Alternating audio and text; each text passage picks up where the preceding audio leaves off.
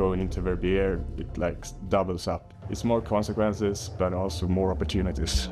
It was kind of the goal this from the start of the season. You can see like the atmosphere in Verbier. It's a big event. Now it's all about the final.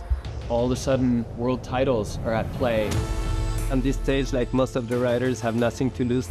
It's the nature of sport. It's kind of like what everybody in the freeride competitions are looking forward to and striving to be at. I want to send it. I want to go big, go fast. They're definitely going to be extra challenging, and I'm looking forward to it. There's more on the line in the finals, and anything can happen. Now we are in finals, and it's go time.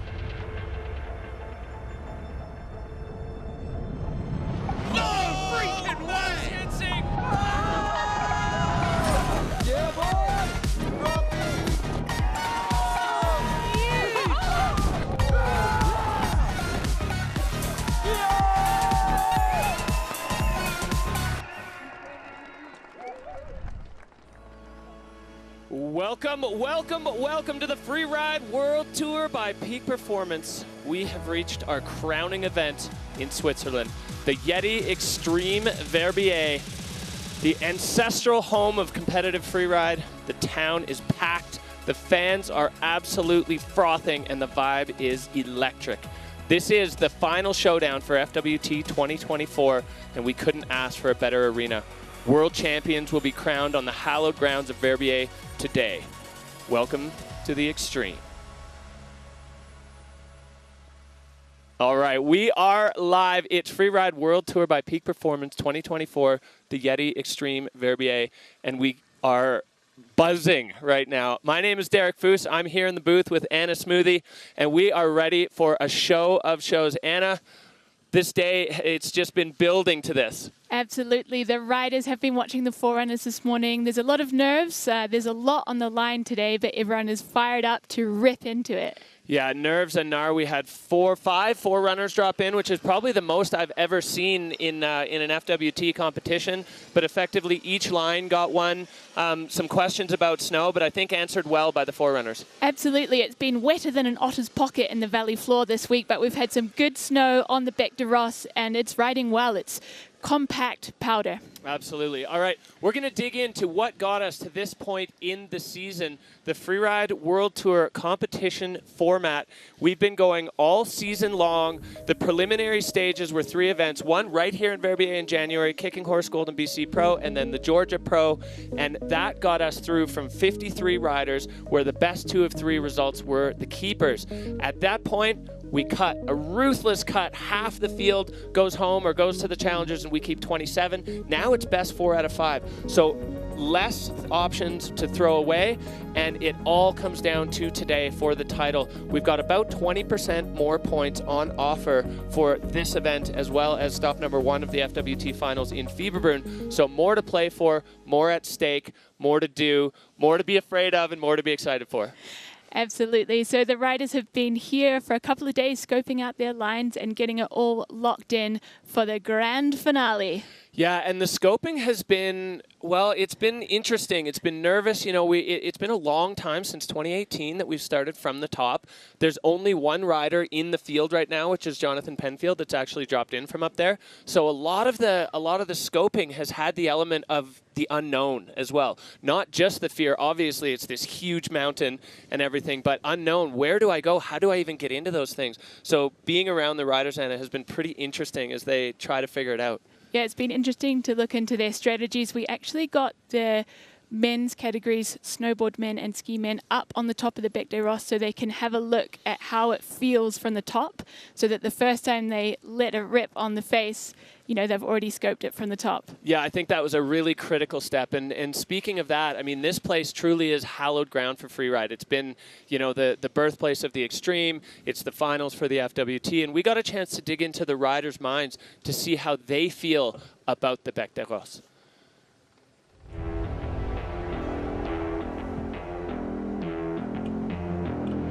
It's hard to prepare for how it feels standing in the start gate. Starting at the top of the bag is really intimidating. It's a whole different level. It's almost like a different sport to other venues, and I'm a bit nervous about it, but also can't wait to have it done. a huge mountain, like the biggest mountain that I will have ever competed on for sure. We have to start maybe at the top of the back, which might not be that fun, might be just fully scary.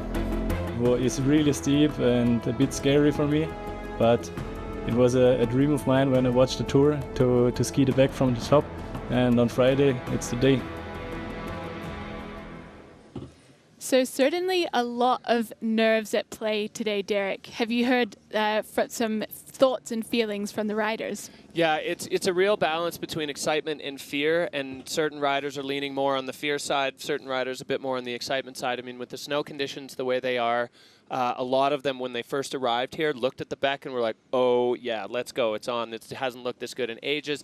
The trip to the top for the riders for face check definitely, I think, brought some people's thoughts in check with reality. There was a lot of line planning going on phones and computer screens that as soon as they looked down from the top, were like, oh, which is exactly what the organizing group wanted to happen, because the number one priority here from the organizers and from everybody is safety, and we want the riders to make decisions that are in line with reality of this mountain.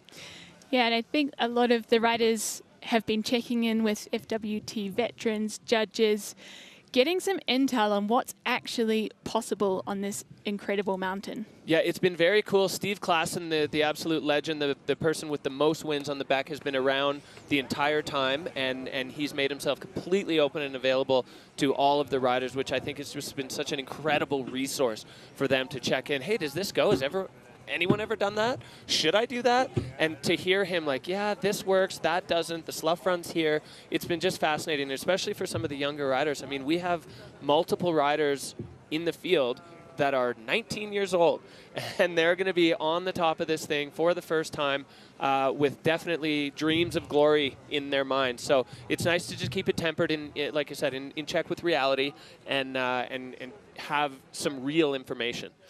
Yeah, there's been lots of people weighing in on that. And it's interesting also to hear there are a few Freeride World Tour titles on the line, and also some competitors who are not in the running for the Freeride World Tour champion title. But for those people, still a win on the Bec des Rosses is kind of the holy grail. So even though they might not be gunning for the title, they're still not holding back to win here today. That's exactly right. If there's a close second to a World Tour title, it's a title on this mountain. And there's a couple people in the field that have one. You know, Sibylle has one, Turdell, there's a few, but there's definitely a lot of them. Well, Victor has a handful, but there's a whole lot who would like that maybe almost as much as a Tour title. I remember when Elizabeth Gerritsen won on this face in 2021, she said she wasn't even thinking about the title. She just wanted to win on the Bec des Rosses. So there's definitely a huge aspect of that. So while we speak of that, let's dig in to the nitty-gritty and the bits of the Beck. This is such an impressive face with our face preview. So checking out the Bec des Rosses, today's venue for the Yeti Extreme Verbier. As you can see from the drone shots, we've had a bunch of snow over the last week, and the face is really filled in. The women's category is kicking things off on the Petit Bec. This is a northeast face, which has been a little more protected from the wind, so the riders are expecting good, consistent snow up until they reach the bottom of the venue. The average gradient is 40 degrees, with the steeper sections pushing into the late 40s. Kicking out of the gate at 3,020 meters, there's a vertical drop of 400 meters before they make it through the finish arch. And then we have the big kahuna, the Bec des Rosses. It's been a minute since we started from the top of this venue, and the riders are fired up to rip into it. It's a true north face, due to its elevation and aspect, the Bec X is a big refrigerator, meaning that the beers stay cold and the snow case stays cold and in good shape for the riders. Now, talking about how steep it is, there's an average gradient of 48 degrees with some seriously consequential zones in the upper third of the face. They're pushing well into 50 degrees. There's a leg-burning 600-meter drop from the start gate to the finish. So let's hope that these riders have had an extra serving of Weet-Bix this morning, so they've got enough gas in the tank to make it all the way down. Yeah, Andrew Pollard, after his forerun, he gave a description of the snow, and then he said, guys, I'm really tired. That was tiring. So for sure, I mean, it's more than half a kilometer of vertical drop over, not a whole lot of distance traveled. So it just stays steep for such a long time. The rider's definitely going to need to stay in control, specifically on that top third. Reine Barker had kind of famously said, once you get into the ramp above the Hollywood, it feels like it's not that steep because the stuff above it is so much steeper. And that's still, as you said, like well in the mid to high 40-degree range. So plenty steep, plenty of action, and a lot of big question marks. There's, as you said, a few titles on the line today, but also just I think a lot of the riders are questioning themselves, their ability, their fitness. Am I up for this task? Am I up for this challenge? Has the training been enough? So those answers are going to be those questions are going to be soon answered. Yeah, there's the physical component and also the mental component. It's hugely intimidating. All right, we are going to take a look at today's weather, what we have now and what we have in store for us. You can see the Bec des Roses sitting there. We do have some high cloud in play right now. It's -1 up at the top with a light breeze, 15 kilometers per hour. We had a north wind kind of up the face yesterday with groomed things out. We're looking at 5 out of 5 snowflakes. Snow conditions absolutely spectacular. And as you can see from the shot, there's a slight darkness in the snow. We had a southwest wind yesterday for about an hour and a half, maybe 2 hours, and it transported some of that Saharan sand onto the face. But the Forerunner's saying, A, they couldn't feel it, but also B, it helped a little bit with the contrast, because right now we are looking at some flat light. As we get lower down on the face, the snow firms up, it compacts. We've had a real fluctuating freezing level here in Verbier over the last few days, and the bottom maybe 10% of the face after all the features, the snow's not awesome. So I'm hopeful that nobody's going to make any dumb snow snake mistakes down there, because it's definitely the featured area, the snow's fantastic. And that's what we want to see. I mean, up the top, it's just enormously steep, and as it mellows out and you get out into the bowl coming into the finish line, that's where the snow's a little bit funky, but riders can afford to run it straight towards the finish arch. Yeah, so as you could see there in the shot of the Bec, the light is not perfect. So the organizing group deciding that we are going to roll out a 15-minute delay for the start of snowboard women. There we are, Anna sitting pretty on the call. Oh, now we're sitting pretty on camera. Yeah, so a 15-minute delay this morning while we wait for the light to clear up a little bit. This is a serious task these riders are undertaking, and we want to give them the absolute best opportunity to be able to see so they can do their best on this face. Yeah, we want them to be safe, and we also want a fantastic show for all of you tuning in at home. Yeah, exactly. So the crowd starting to gather. The top of the Col de Gentian is heaving, and then there's the massive Alpina viewing area a little bit down below. You can see there the 2 starts that the women will get to choose from, and the people that are going to be watching them are FWT judges. They've got their work cut out for them today, both deciding titles on the Bec as well as tour titles, and we've prepared a little insight into exactly what goes into judging on the Freeride World Tour.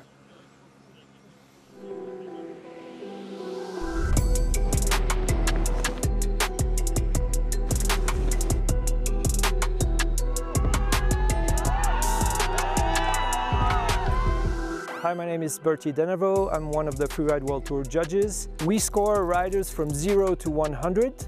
When the rider leaves the gate, he has a score of 50, and then the score goes up or down depending on what we see.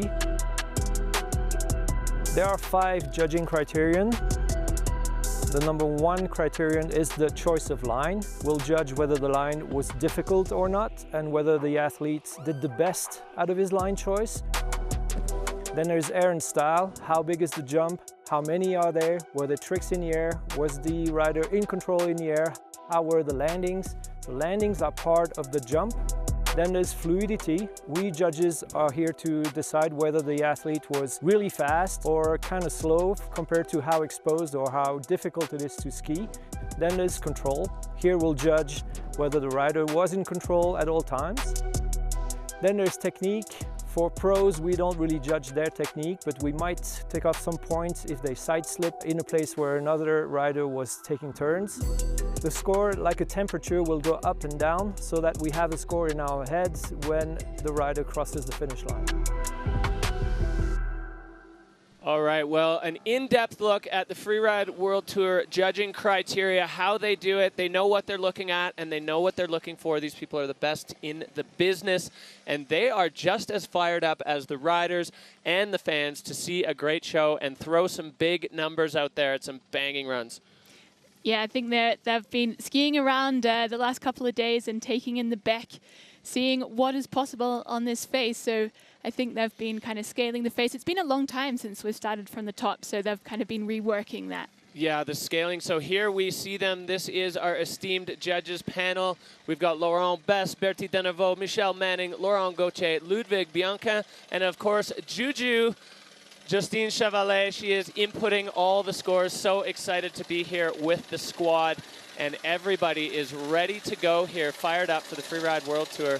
As the fans, there's a bird's eye view of the judges from the Cineflex. Gorgeous, flying around, just catching the vibes and picking things up in Verbier. We are, as we said, a slight delay, 15 minutes before we drop Snowboard Women, just to make sure that the light cooperates and we're ready to go, ready to give the riders the best possible opportunity to drop in and put down their dream lines on the Bec des Rosses. We are going to be right back with the Extreme Yeti Verbier Pro.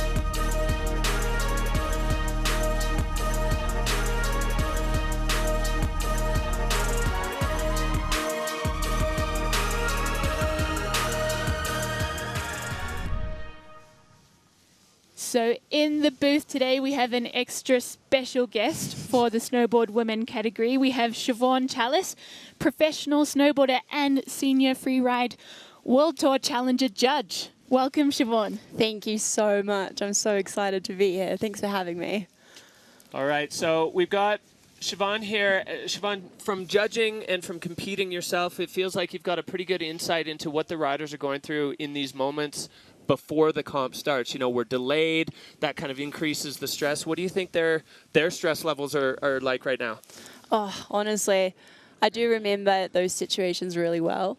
And for me, it was always like trying to focus on what I can do to like get my stress level down. And ultimately, it's about obviously deciding what line you want to pick is one part of it. But the other one definitely is coming down to enjoying the community, enjoying the day, being stoked on that you're here and like appreciating the moment rather than getting super nervous, if that makes sense. Yeah, not too tangled up in the head game. How important is it for these riders to have that pre-comp routine, to just go through the same thing each time to put themselves into the right spot to drop in and put on the show that we're about to see? That's a funny one, actually, because I think everyone has their own little specific things that they have to do in the morning. Like one of the girls from the challenges always has to eat ice cream before the comp, for example. Like every single one has their own little, you know, nooks that they have to do. I was pretty bad with my routine, to be honest. I know that the girls here definitely have their routine and have that locked in pretty well. So yeah, I think We can see them in the pre-comp routine of hiking right now. They did get a heli drop up to the ridge, but there was still a decent amount of hiking left. Get the legs warmed up, get the head fired up. And that hike is actually quite cool because they get to look right across at the face and get some last-minute looks at the features they may be thinking of. Yeah, that's a big advantage if you're kicking out of start 1 there. You get a really good scope of your takeoffs and landings. And I also think that putting one foot in front of another is good for the mental game, just to get in the zone and kind of have a little bit of meditation on your way to the start. Yeah, absolutely. So the snowboard women are going to be our first category out of the gate. 15-minute delay, waiting for the light to improve. We don't want to send the riders in flat light, but we did get the info from the forerunners that they could see quite a bit better than they expected. And watching, we had Elizabeth Gerritsen and Edgar Chelus on the Petit-Bec, and both of them said they could see totally fine. The contrast was there. So it's, it's a bit of a balance. We want to make sure that things get moving, but also the riders definitely need to be able to see to do what they want to do on the face today. Always a challenge if you have a bit of flat light, but apparently this Saharan sand is actually playing in our favor, creating a little bit of contrast, especially if you're following someone's tracks. That will make a really clear white stripe through a little bit of off-white snow. Yeah, it's the first time I've heard positives about having sand on the face. We're going to dig into the overall rankings. This is where we're sitting right now. Big picture with titles on the line. Nuria Castan-Baron, Anna Martinez are so close together. 75 points separate them, and Erin Sauvé very close behind as well. The three of them, it really comes down to who finishes ahead of whom on the face today is going to be world champion, and none of them have ever been world champions. So we're crowning a new champ today. Then here you see the riders that didn't quite make it through the cut. It's an exciting showdown, I think, for these three women. Siobhan, what do you kind of feel that's going through their minds? Are they thinking title, or are they just thinking about the runs? That's a great question, actually. I did speak to some of them before, and obviously the title is something that they don't want to miss out on. But on the other hand, it comes down to the day, it comes down to conditions, it comes down to your head game. So ultimately, putting down a good run, I reckon, is a priority. And then see where it takes them. Totally, yeah. Focus on the now, and then the outcome goals will come later. So we're going to take a look at the order they're dropping in. Anna, this is our start list today for the Yeti Extreme Verbier. So we have got Estelle Rizzolio dropping in first of all. She's the only competitor that isn't going for the title today, followed by Erin Sauvé, Anna Martinez, and our current fire bib wearer, Nuria Castan-Baron. Yeah, exactly. So we're dropping in reverse order of championship rankings. We've never done this before on the Freeride World Tour. The drama will be building and building and building through every single category. And the last rider in each category, the one who's holding on to that fire bib. What do you think that does to Headspace? How do you think they're going to approach that? Well, I think there's two things. Dropping at the end of the pack means that you're going to be dealing with more tracks in the snow. So that's definitely a disadvantage. However, depending on your strategy, you might be tuning in and seeing what happens with the rest of the field and micro adjusting your run. However, I have spoken to a bunch of riders who are like, no way, not paying attention to what's going on below me. I've got my line locked in and I'm ready to go. All right, so we have our favorites for the world title. Siobhan, these are the three riders that can really essentially shake the earth here today. Who do you like in this race? Oh, I like them all. I'm an absolute fan of each of one of them because, like, witnessing their progression over the past couple of weeks, obviously, but also the last couple of years with Nuria and Martinez, I know quite well from the challenges. And seeing their progress and how they're pushing the sport is absolutely amazing to watch. So genuinely, no favorites. I am absolutely pumped for each and every one of them. Yeah, the progression is huge. This woman on the screen right now has had a meteoric rise this year. You know, we did see her dominate the challengers in Region 2 last year, and then coming onto the Petit-Bec in the first event of the year, she looked a little bit out of sorts. She had never done visual inspection. She'd never been on a face this big. But watching her progression through the season has been incredible. Siobhan, like, as you said, you didn't know her before. What's your take on Erin Sauvé? I absolutely agree. Like, watching her on the last comp in Fieberbrunn was absolutely mind-blowing. She definitely stepped it up, and the way that she hit the Hosel Cliff was out of the gate, so I'm absolutely super impressed. All right, so our peak performance fun bet fan favorites, 90% of you feel that Anna Martinez is going to land on the podium today, 87% Nuria Castan-Baron, and 84%. So just about as even as the overall rankings are. far in the Peak Performance Fun Bet Fan Favorites. This is Fantasy Freeride, your chance to get involved. If you hadn't made your bet now, it's too late. You blew it, but you can try again next year for the Peak Performance Fun Bet Fan Favorites. There's all kinds of great Peak Performance swag up for grabs if you win. So we get a look there at our current leader, Nuria Castan-Baron, just holding on up there. She's got to be coming in with a bit of confidence, as the last time we competed on this phase, she won. Siobhan, how do you think her headspace is right now? I agree with you. I think that she comes in with confidence, and she did do really well this season, so she definitely has that push and motivation to do well. For her, it's really just about staying on her feet, finding her line, because her riding and the way she executes stuff is absolutely brilliant. Mm-hmm. For me, I feel like when you've been wearing the fire bib all season, you're essentially the top dog. And to be able to perform when it's expected of you, I think that requires like an extra level of mental game. I 100% agree with that. It definitely, it takes a lot to be in that golden bib and to then perform, but I do think that Nuria has that mental strength to push through that and concentrate on her line rather than the golden bib. Yeah, and Nuria, coming into the first event this year, she had some serious demons to battle. You know, last year she was in an avalanche incident at the Challenger here, and it was a big deal. You know, she took her a while to kind of get through that. And coming into the first event this year, she talked a lot about how she was really nervous and she wasn't sure exactly how she was going to feel coming back here. So for her to overcome that with a win and then put together the season that she has is spectacular. I think you talked about resiliency. This is like the case in point of that, the poster child of resiliency for Nuria. Yeah, and she's done a lot of work. She was very open about the fact that she's seen a psychologist, a sports psychologist, to try and move through that trauma and get back on top of her game. And it's safe to say that she's really achieved that.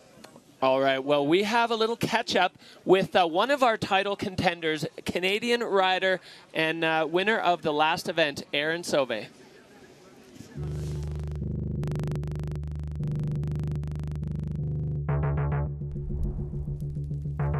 The pressure is huge. I mean, it's the final competition, and right now there are 3 women who are all in running for the title this year. So I'm looking for a big, fast, flowy run. So something to get my blood pumping and something to maybe inspire others. Inspiring others, indeed. There was a whole lot of explosive chatter on social media after the last run in Fieberbrunn, where Erin blew the doors off and won the competition by a mile. You know, she sat with the rest of the riders in the riders meeting in Fieberbrunn, and the judges said, "We're going to throw points at big moves." Particularly in snowboard women, and she was just taking notes and then delivered exactly. And my feeling is, and I hope I'm right, I'd love to hear your opinion on this, Siobhan, do you think the other riders will take from what she did in Fieberbrunn and step it up as well? Yes, I definitely think so. I saw it on the challenges. Like, it doesn't just happen here that the girls suddenly, like, it's role models, right? It's girls pushing the sport and they're stepping up and they're like, hey, we can do this too. And I definitely think that all of the girls now know, okay, this does pay off, so let's go for it. The cool thing about it doesn't take that long to trickle down. Like you said, there was a challenger right after the Fieberbrunn FWT, and the entire field was like, hell yeah, let's get it. And you can see those moments kind of really move the needle for the sport from FWT to challengers, qualifiers, and even in the juniors, I think. Most definitely. I think we've seen some show-stopping junior events before the Fieberbrunn Freeride World Tour stop. There was a crazy junior event with snowboard women absolutely crushing it. Yeah, firing. Siobhan, you were in the judges' pit for that one. I was lucky enough to be the starter, so we got to work on that event together. And the juniors, I mean, the pyramid is coming up so fast and so strong. Talk about the level at the juniors right now. Honestly, it's out of the gate.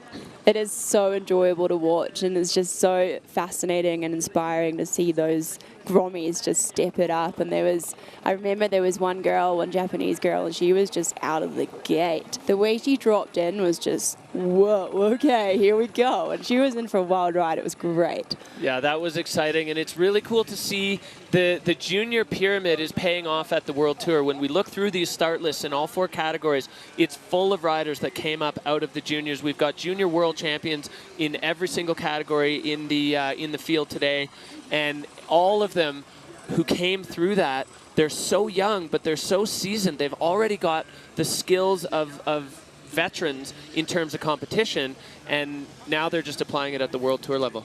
And this has been quite a big change from when you and I were competing, Siobhan. I think the average age of a freeride World Tour competitor was about 32, and now it's got to be in the mid-early 20s. That is so true.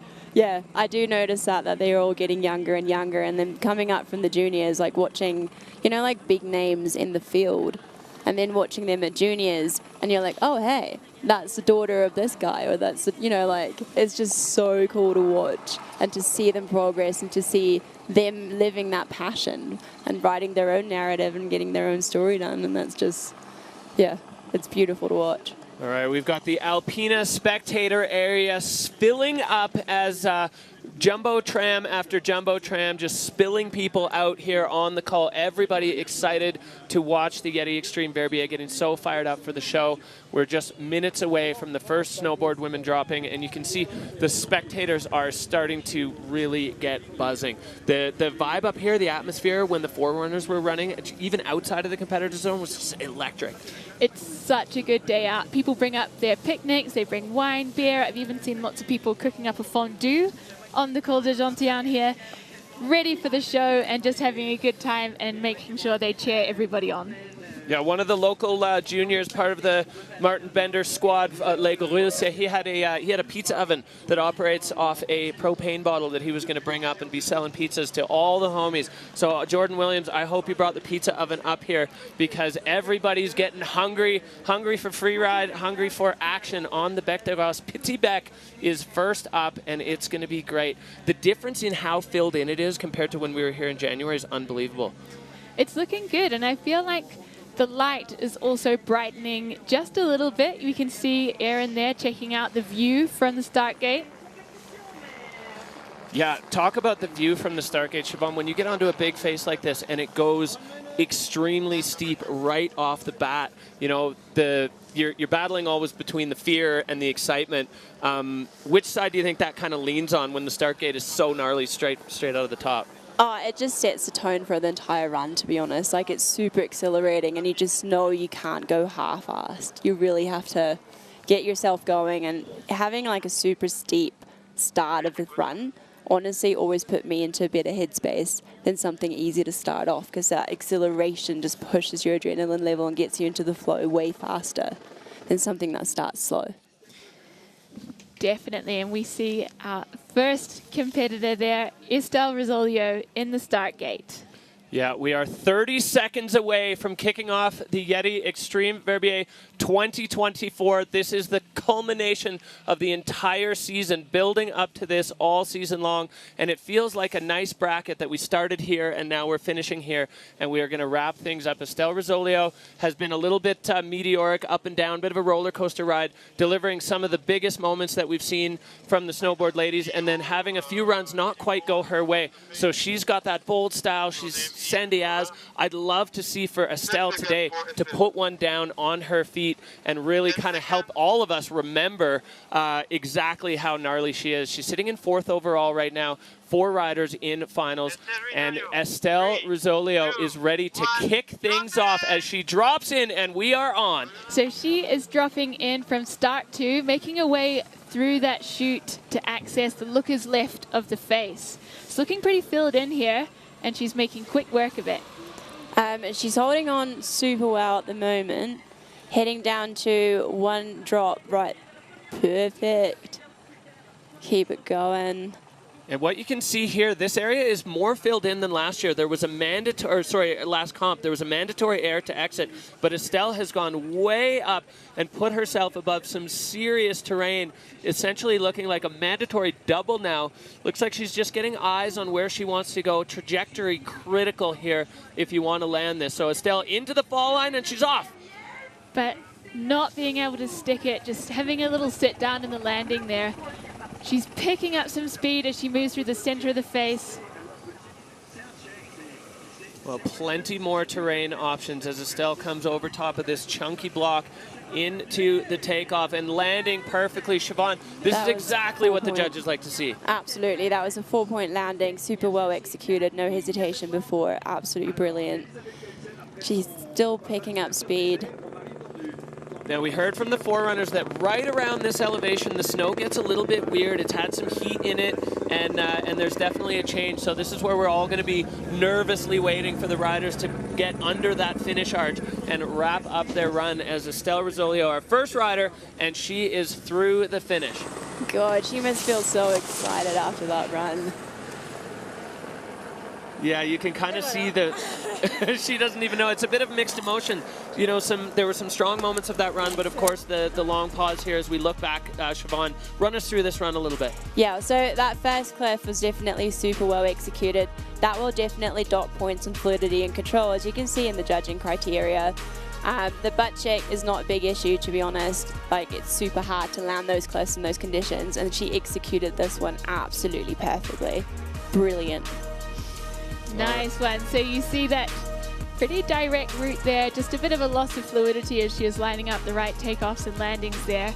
But let's see what the judges will make of it. Absolutely. So Estelle Rosolio, the first rider out of the gate on a huge day of free ride. This score is going to be a little bit of a benchmark for the other women that they're going to compare themselves to, as we see the score coming in a 56 for Estelle Rosolio. So definitely between the fluidity and the control, you know, the judges are looking for perfection here today. This is a world title implication run, and as well, it's the Extreme Verbier. So we want to see, they want to see perfection delivered if somebody's going to win a Verbier title.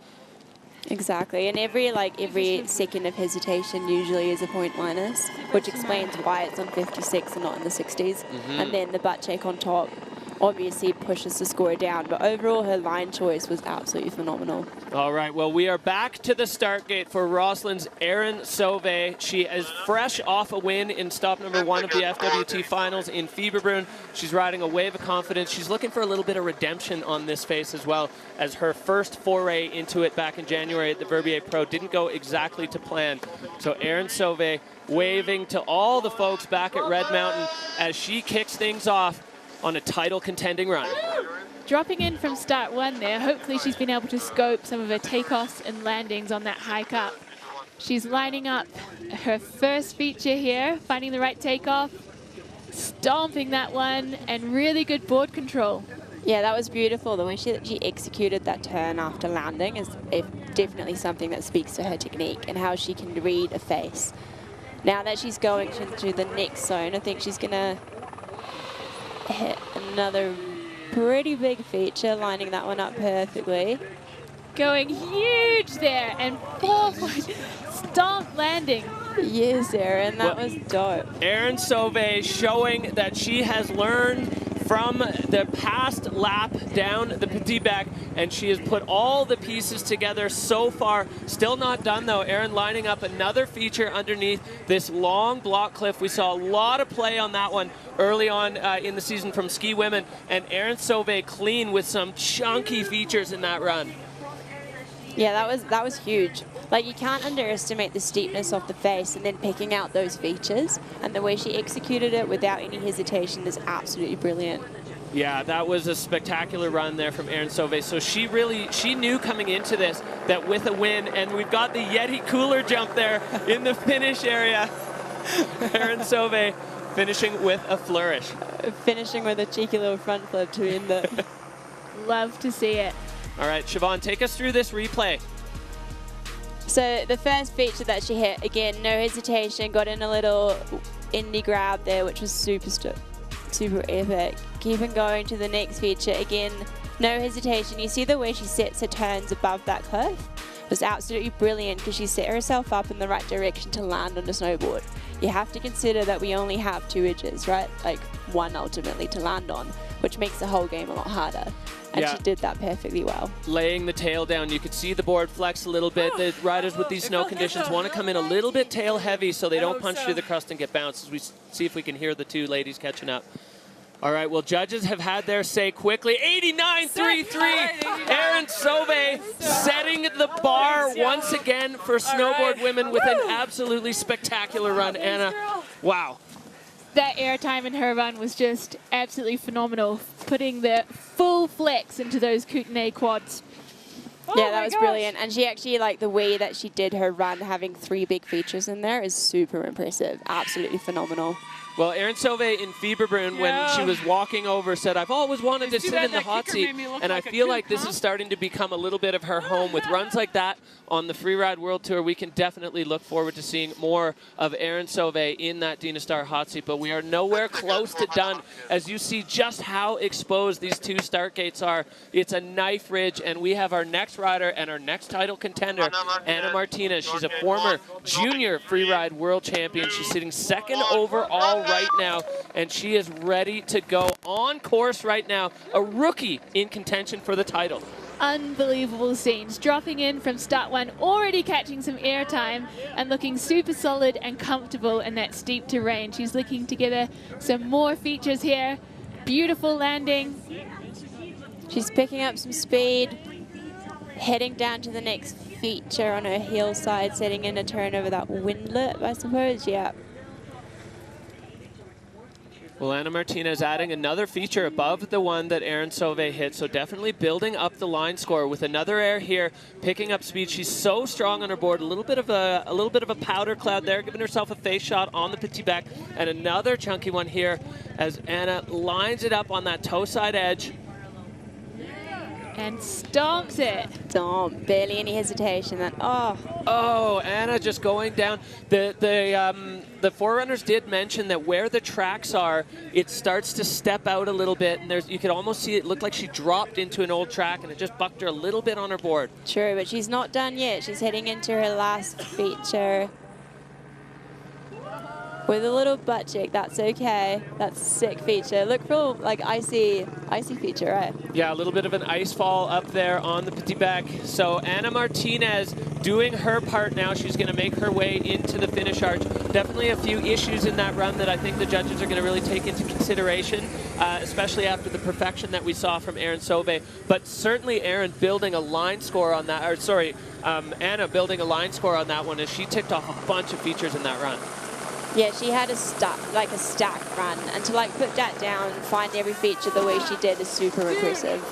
Epic line though, that was so awesome, man. Oh, that was a sick line. That's the game. You fucking crushed it, Yeah, girl. like Erin mentioned, sick line. So talk us through this replay, Siobhan. Yeah, so the first feature was perfectly executed.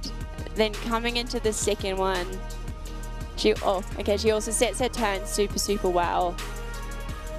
Hitting that line choice in there is super gnarly, like sitting in between those rocks, getting caught up a little bit, which does duck your like comfortability level quite a bit sometimes, but I think like the way she recovered from that is super epic. But that's when you said that she kind of hit an old track. Yeah, bounced in an old track, and then this one was very nicely executed. Oh, sorry, that was a bounce onto the heel side edge. I mean, Siobhan, you kind of know how that feels on a or you do know how that feels on a snowboard. On that heel side edge, when the terrain throws something at you that you maybe didn't expect or didn't see, you don't have a lot of ability with both feet attached to the board. Exactly, you have to be super agile to get that, and she is a super agile rider. I've seen her handle that super well, but after having to control issues at the top, I do know that your confidence does go down a little bit. For sure, that's going to play into the mind a lot. So here are 2 of the 3 title contenders. As we said, whichever one of these women wins today is going to take the title. So 56-6-7,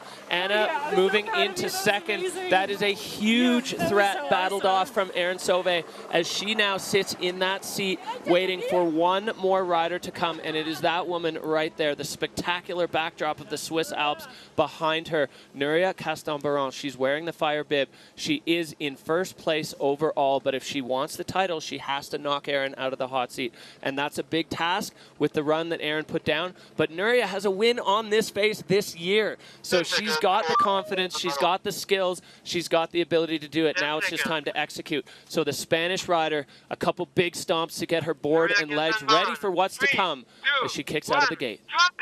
Dropping in from start 2 there.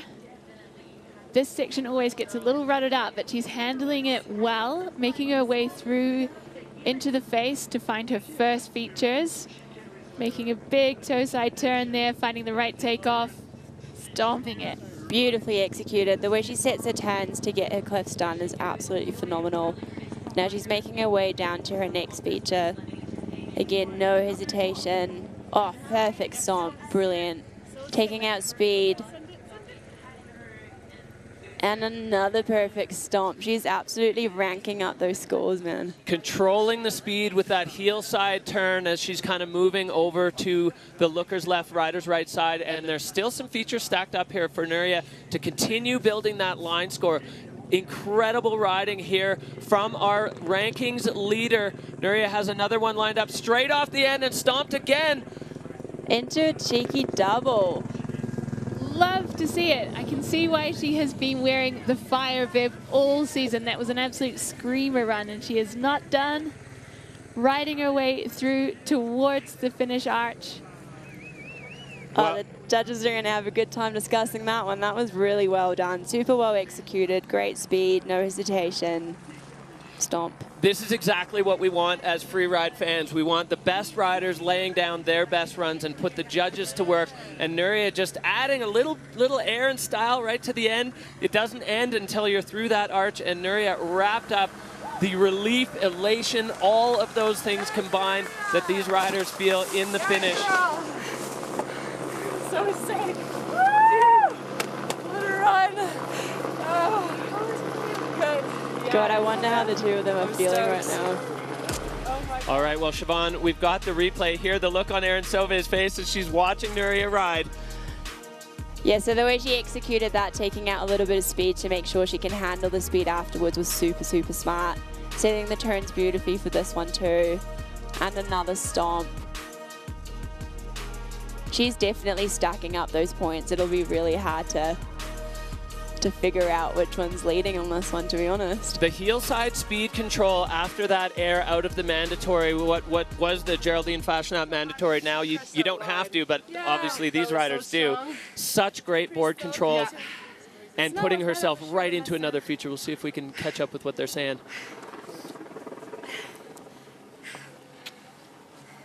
Some kisses to the fans. Yeah, all the friends back in Spain, all the fans. The score coming in, it's an 81-6-7 for Nuria Caston-Baron. So huge implications there as the Canadian Erin Sauvé becomes a world champion and a champion on the Bec des Roses. We can see emotions are running high here.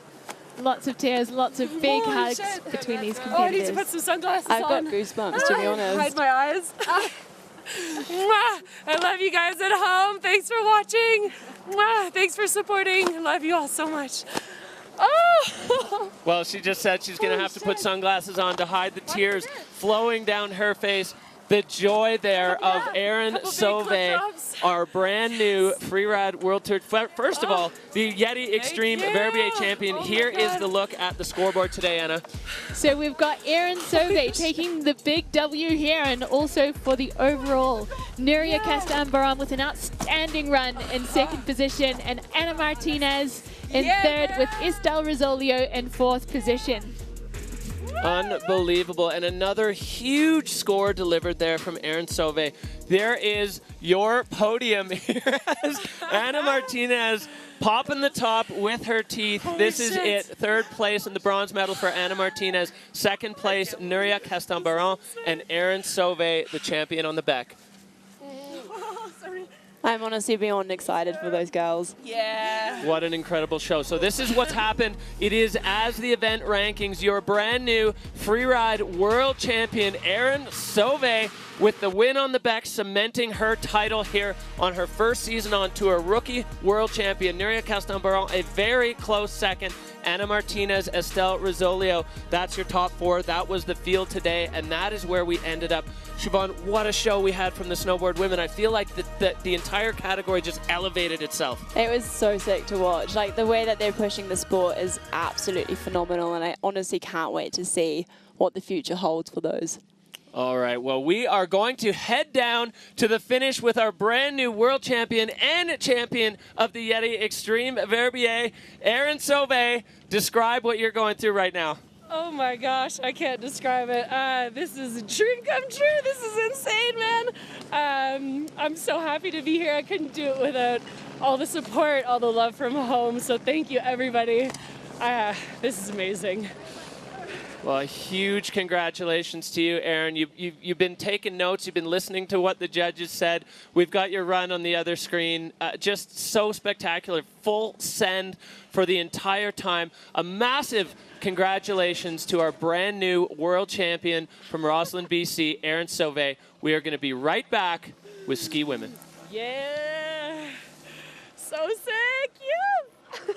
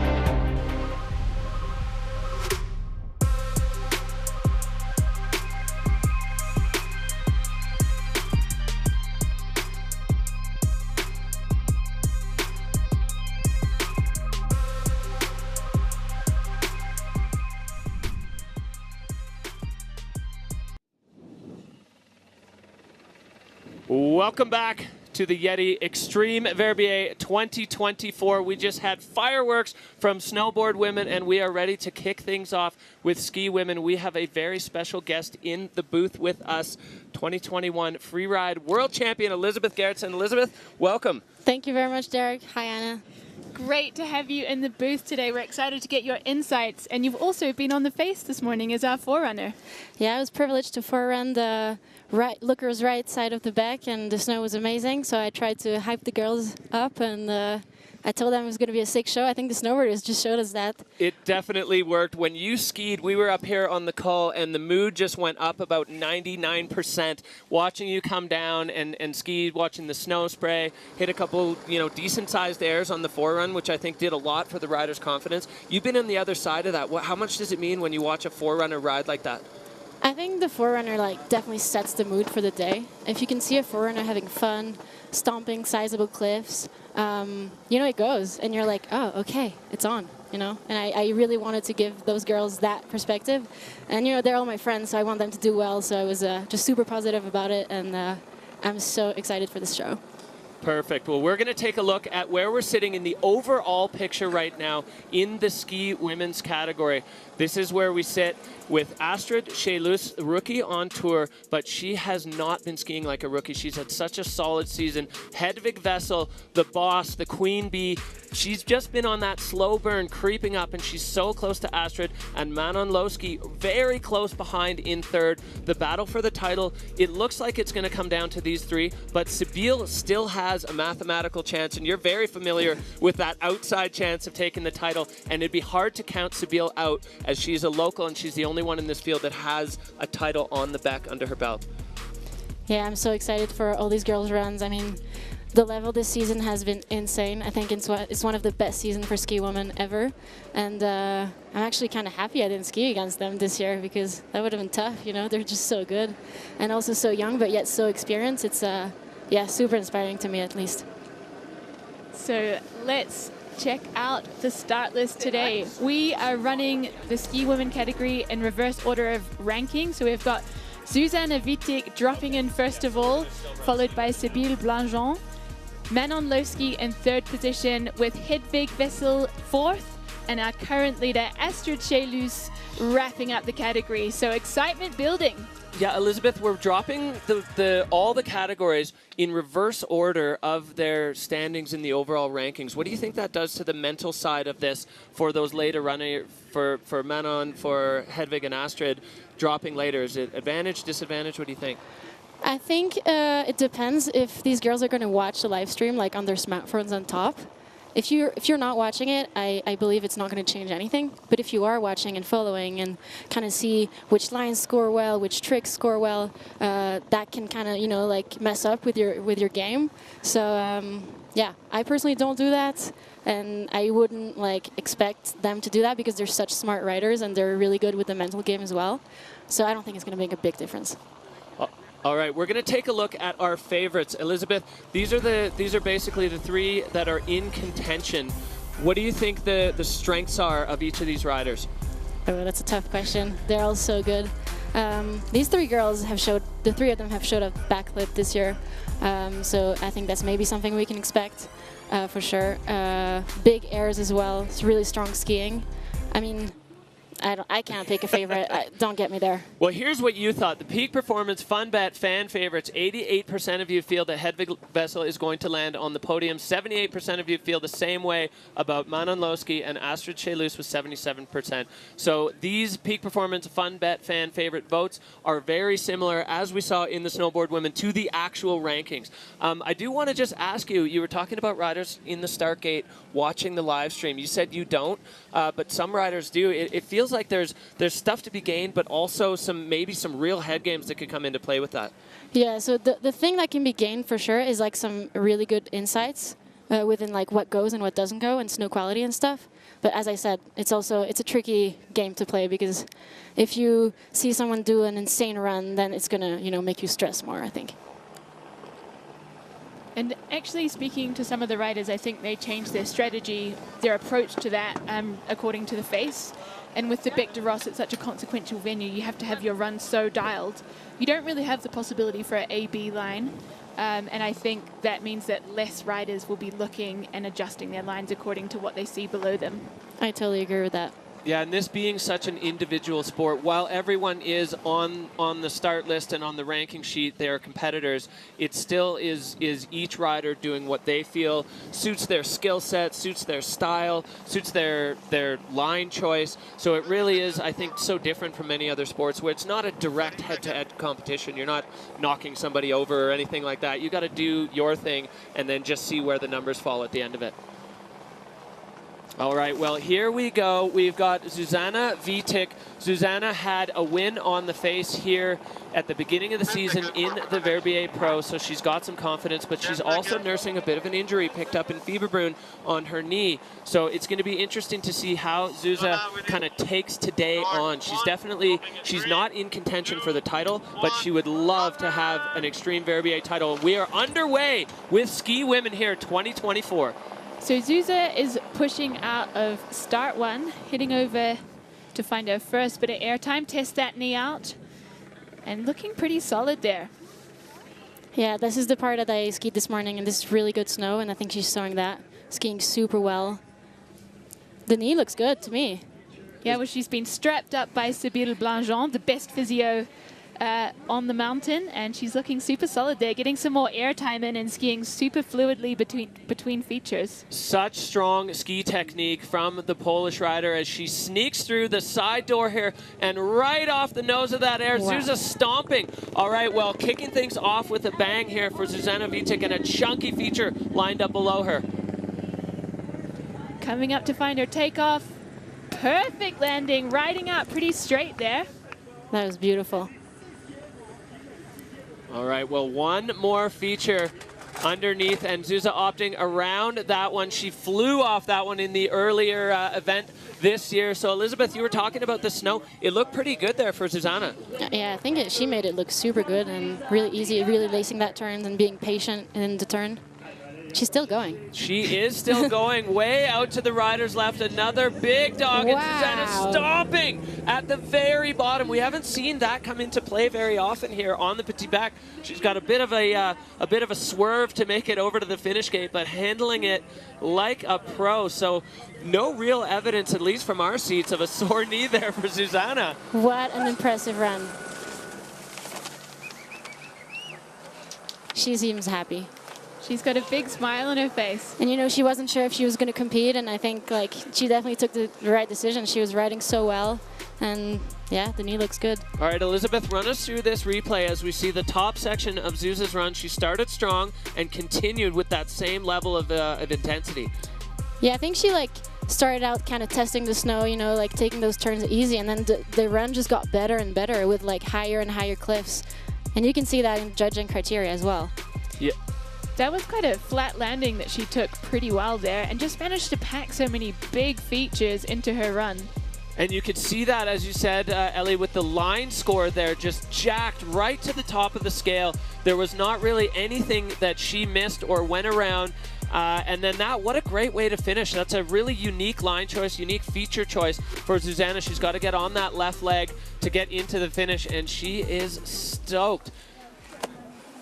Well, here we go. The judges are going to set the bar for the day in ski women with this score. Little kiss for that right leg.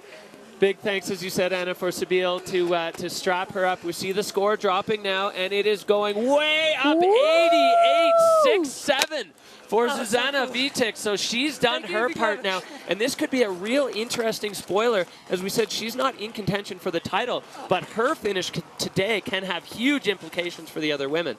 I would say that's a huge statement from the judges. First rider to drop and such a high score. I mean, they liked it.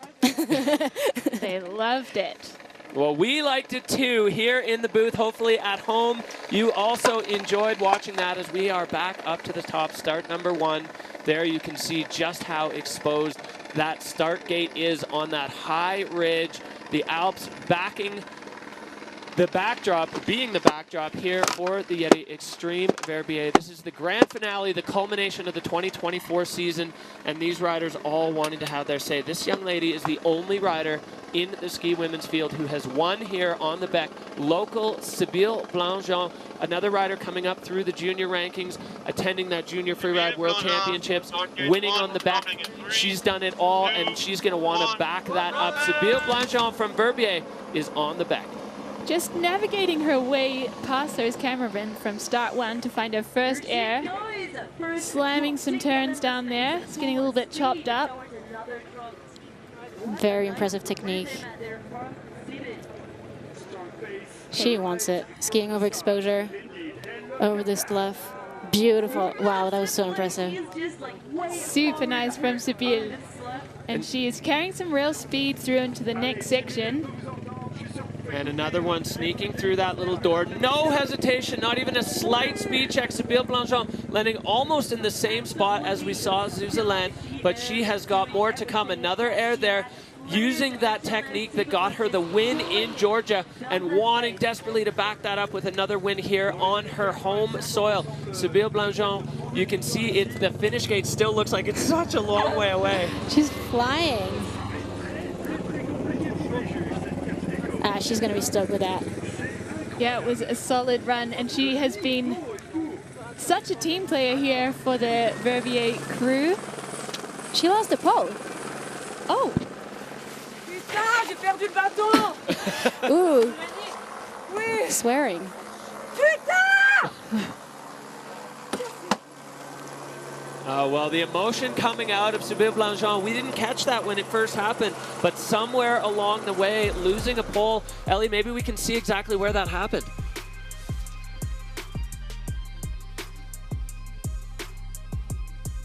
See the slough pouring off, sending that one. Beautiful. She's still got 2 poles here, taking that next air, and it's there that she loses the pole. So obviously pretty off-putting for the rest of her run. You can see she's really upset in the start gate, which I appreciate because she is a competitor. She's here to win, and she's allowed to be annoyed about that. Yeah, of course. Yeah, you can see just even by the body language there, the look on her face, she is bummed. Deux fois j'ai perdu bâton. Putain, ça m'est jamais arrivé de ma vie. Ouais, ça m'est arrivé 2 fois. For the non-French speakers, she said that's never happened to her before. Oh haut, c'était beau, hein, comme t'as raidé. Right, well, here we have the score coming in now for Sybille Blanchon, a 73-6-7, so you could see the reaction from that. You know, that moment there where you see the score, the way that hits you, you got to feel for those riders. Yeah, it usually goes straight to the ego, you know. And it hurts for a few minutes and then it's over, really. All right, well, Sybille Blanchon, I mean, we're all happy to see her down in the finish area, safe and sound. Unfortunate, a bit of an equipment malfunction. And, I mean, you can't overstate how important your equipment working properly is. And if a pole strap snaps or you just lose a little bit of grip there, you know, it has pretty serious implications. And for Sybille Blanchon, that's not going to be another win here on home soil, as Zuzá put down an absolutely spectacular run. So we're just waiting for Manon Loeschke to get her skis on and get herself into the correct position. How stressful is it when you're in the start gate and all of a sudden they call you over and you're running maybe a little bit late? It's really stressful. And usually the starters are pretty stressed too, so everyone's stressed. And it makes for a crazy mood. But you know, it kind of like sets you in the mood for your run if you're kind of like, you know, things are spicy and you're like, okay, let's go. Little added intensity to the start gate, as if it needed any more intensity with world titles, Verbier titles on the line. And you can see, Anna, the crowd starting to build up here. There were so many people pouring out of the Jumbo while we were watching the Forerunners. The excitement in town has just been electric. Yeah, I'm just trying to see what kind of picnic supplies we've got on hand. Let's see a few baguettes. Any fondue? Can't see a pizza oven just yet, but I think it's coming. Hopefully it's coming. Manon Loeschke, the peak performance rider, just getting her boots dialed in, making sure everything is perfect. We already had one equipment malfunction on the face today. Nobody wants to see another one. Manon Loeschke has been an absolute spectacle on the Freeride World Tour. She didn't start last year when she first qualified because she was injured. The hype was it was a real build-up with Manon coming on. We all watched her film project, watching her casually tossing double backflips everywhere. Elizabeth, you've been kind of following Manon as a peak performance teammate. Kind of describe what you've seen from her. Yeah, I saw her go through the juniors, and I was already so impressed then. And then she made the tour, and that was kind of like, of course she's going to make the tour, you know. And seeing her arrive on the tour, like, I would think maybe, like, you know, you're so young, you have some pressure, but just out of the first comp here in Verbier, she just sent it, got second, and then after that, it was up and up and up. And just, I'm going to call it, she's changing the game. Like, you know, she's done the 360 and the backflip in the same run in Canada. It's never been done before. And yeah, I can't stress how important that progression is for everyone, and it's gonna, you know, it's gonna push the sport in the right direction for sure. Yeah, absolutely. Went for it again in Georgia with not quite the full success we were looking for, but that run, you know, we got to speak to the judges, and they were saying that may have been the highest scoring run in the history of ski women on the Freeride World Tour had she stuck it. But you still have to stick it, and you know, as you said, Manon is young, but she's certainly not skiing. One thing I loved, Anna, you know, we got to call it here in that first run. We kind of know her with the freestyle stuff, but the first run in the Verbier Pro, full freeride. Absolutely technical skiing. I really trust her. Like, I'm not afraid to watch her ski fast through exposed terrain. She's got it. She's such a solid rider. Yeah, she's just making those final preparations as she is now one of 3 riders that are in very serious contention for a Freeride World Tour Championship title. Elizabeth, you know how that feels in the start gate. It's the intensity must just be insane up there. This is so exciting. These 3 riders that are going to come, it's going to be so exciting. I'm nervous. I'm shaking a little bit, actually. Yeah, we just heard her there in the boom mic from the start camera, just asking for a little bit more time. She wants to be completely ready. I can only imagine what she's got planned. She's been working hard with Seb Michaud, who's a bit of a legend on this face as her coach. And Manon Loeschke now, the peak rider, kicking things off on the Petit Bec. Dropping out of start 1 there, taking some serious pace out of the start gate, lining up her first features. Stomping it, looking super solid. I think, like, you can really see the difference with other riders. She's just so fast and so confident in her skiing. She really wants it. Taking that one side hill to allow her to continue over in this rider's right direction. There's so many features over here, and Manon now just a blink into her run. She's already got 3 big features under her belt, lining this one up. Manon Loeschke into the fall line. Beautiful. Perfect landing there, looking like she wants something over on the looker's right. And lining up another hit here. Yeah, Manon crossing a couple tracks. You can see the tracks definitely have an effect, and now she's picking up a whole bunch of speed on the lower section of the Petit Bec, just arcing those turns, putting that technique to use that she's honed as a junior, and then on the challengers, a whole bunch of speed as Manon Loeschke approaches this windlift. Big double, doesn't quite pull it around, but damn, she went for it. Oh my God. Well, Manon Loeschke, Elizabeth, you said it. She is not here to mess around. Setting a double backflip. I've never seen that in a Freeride World Tour competition. We've only seen it a handful of times in the ski men. I hope she's all right. She's up and standing. I think maybe more than anything, just disappointed that that second flip didn't come around. But what a statement from Manon. That's... I can't believe what I just saw. This is crazy. Unfortunately, a bit of an issue. I think she didn't have enough speed. The snow might be a little bit stickier down there. That's maybe why she didn't get enough speed to get that second one on, but that was crazy. I don't know, I have no words. I think we also have to give a little bit of credit to the fact that we only have one track in that windlift from Edgar Chelus, our forerunner, and I'm not 100% sure that Manon was actually on that track. So rolling into a windlift feature like that doesn't have a track set in it, the speed's going to be less, the pop you get out of the lip is going to be way less, and Manon just, I mean, the rotation was there, but she didn't have the air to get it around for that second flip. But incredible, incredible intention on that one to truly raise the bar. I mean, if it's done here, now the seal is broken, and are we just, that's just normal now? Yeah, I said it before, like, this is crazy. She must be very disappointed. I think we can kind of see that from her body language. But props, you're changing the game, Manon, like, for sure. And everyone is watching, and I think you're inspiring so many younger girls. Wow. Well, and I think we can speak to that because I watched the Region 2 Challenger at Crested Butte, and watching what the women were doing there, we saw more backflips, and not little windlet backflips, but huge sends off cliffs. You know, Lydia Nelson one that brought it around perfectly. We saw Piper Kuntz with a massive front flip. It's truly like the trickle down. We saw it in the snowboard women as well in this category, and Siobhan talked about it leaking right down to the challengers immediately, and it's happening here as well. This is going to go to challengers, to juniors, not next year or 5 years from now, today. And what I really admire about this double backflip attempt is, you know, she's in contention for the title. And so she could have calculated a little bit and be like, oh, I'll just do one, you know, because one is really good already. But she just went for it. And that goes to show that she's not a, you know, she doesn't calculate her runs, and she just wants to do what she wants to do. And I think that's so impressive. I also think you got to balance that extrinsic motivation of titles and wins and things like that with what fires you up. And if you're having fun doing what you're doing, I think that's always going to score well. 100%. Yeah, and Manon just living proof of that. She was burning for that move. She wants to be the one to be the trendsetter, the bar raiser, and stomped or not, she for sure just did that with that double backflip. Unbelievable from the young French rider. Plenty more. You know, she's just starting her Freeride World Tour career. So coming in a little bit rattled from that one.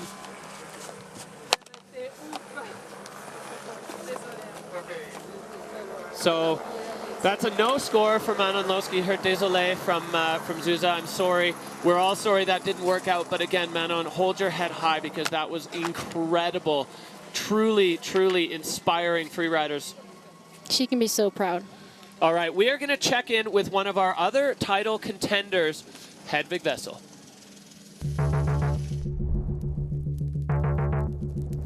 My goal since I started freeriding was to become the Freeride World Champion, and let's say it's been a journey to try to get there. That world title is something I've been looking for many years, and I'm going to do everything I can to do it this time. Nothing to it but to do it. Hedvig Wessel, she is in contention for the title but she needs to win if she wants to win. So Hedvig is here for nothing but first place, and so exciting to see Hedvig Wessel. She's been on a little bit of a slow burn, creeping up. We had Manon leading for a while, now Astrid's leading, but Hedvig's been right there, and now is her time to shine. She's excited, she's nervous. We're excited for her. Elizabeth, you have some history of these championship battles with Hedvig. Oh man, yeah, I'm so nervous. So she is out of the gate, start 1. Eyes on the prize, looking up her first feature. Super powerful skiing. And taking it as a double. Hedvig Wessel coming out with intention as she gets high on this pace. This is the most aggressive pace we've seen so far in the ski women's category, as she's now just managing her way through those old tracks. There's another big one beneath her. Getting into that spicy zone there, finding her takeoff. No hesitation, taking that so long. Sailing over the bomb holes from the other riders and connecting absolutely perfectly with the transition. Hedvig Wessel now with a couple of control turns and lining up this bottom feature right off the nose. Incredible run from the peak performance athlete, full throttle from Hedvig Wessel, top to bottom. The speed and the intensity of that run. She wanted it. And she got it. That was unbelievable. She's happy,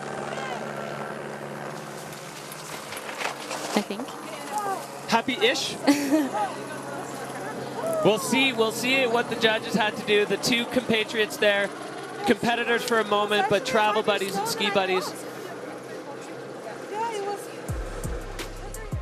All right, Elizabeth, the replay of this, she was so intense right from the start. That double, like I have to say, that's a really tricky double to take, and she took it perfect, taking the first one kind of big and the second one smaller. And then this was the move of the run, I would say.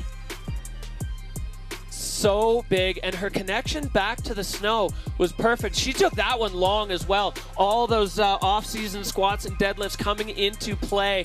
You can see super direct. There were no speed checks really in the entire run. Full fluid, pinned free ride at its best there from Hedvig. So we'll see what the judges, she's now done her bit. Oh, these are anxious moments as there's so much at stake, and Hedvig Wessel has been second overall 3 different times on the Freeride World Tour. She wants that final step, probably more than anybody in all 4 categories here today. As we see the score, the numbers up, 93-3-3. The relief. Open your eyes, Hedvig. Open your eyes. Look at the score. Does she know? I wish you the best, but don't beat me. Well, that says it all. Thank you, everyone who's been there. I'm proud of my run. I can't do anything more right now, so let's just pray for the win. I love that. She's so sincere. Yeah. Incredible moments there on the Freeride World Tour. So we only have 1 rider left in the start gate, and we had a chance to catch up, see how she was feeling before her run.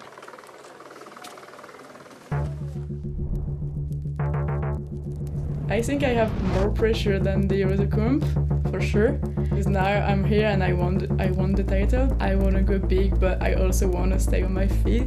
I just gonna try to do something that I can do. Okay, well, we have here a unique situation where the final rider to drop is a rookie, but who now has 1 massive score to beat. She just said she has more pressure and that balance. She wants to go big, but she needs to stay on her feet. How do you balance that as a rider? I guess we'll see. Yeah, I'm really curious what her strategy is going to be. She is on the face, catching some airtime straight out of start 1, and locking in a big one there, stomps the landing and looking over towards the lookers right of the venue. It is steep over here, skiing above exposure. Astrid, with that trademark speed, she always is skiing fast, and she is above. No easy way out of this section. Getting a little bit, taking that one big, stomping the landing. Oh, and Astrid off that air with the slough pouring down. Hopefully Dom and Jeremy had a good angle. There's going to be some magic photos coming out of that. And another big one here below for Astrid. So powerful. Really powerful skiing. I wonder what her last move is going to be. I think she's lining it up here and taking a big chunk out of this one. Oh, the ski just getting caught up twice in the crust. That left foot kicking out. Astrid managing to pull it back and then having to pull it back again, just showing the athleticism of these athletes. Now we do have, looks like... It's another pole missing, I believe. Oh, it's the revenge of the ski poles today. Yep, in the ski women's field, shaking that left hand. Yeah, a bit of a control issue there, but she managed that really well. I guess she did some squats as well. Actually, I share a coach, physical coach with Astrid, so she's put in the work for sure.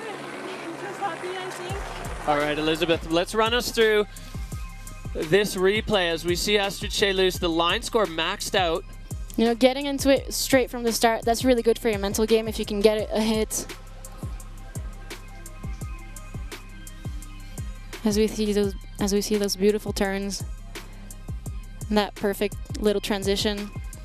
I love the way that turn transitioned into the air too. She bellied out the turn, built the pressure, and then straight off the cliff. And this is where maybe we'll see the pole take off a little bit of a different angle than we saw Hedvig go. Oh, the snow just grabbed it as it was grabbing her skis.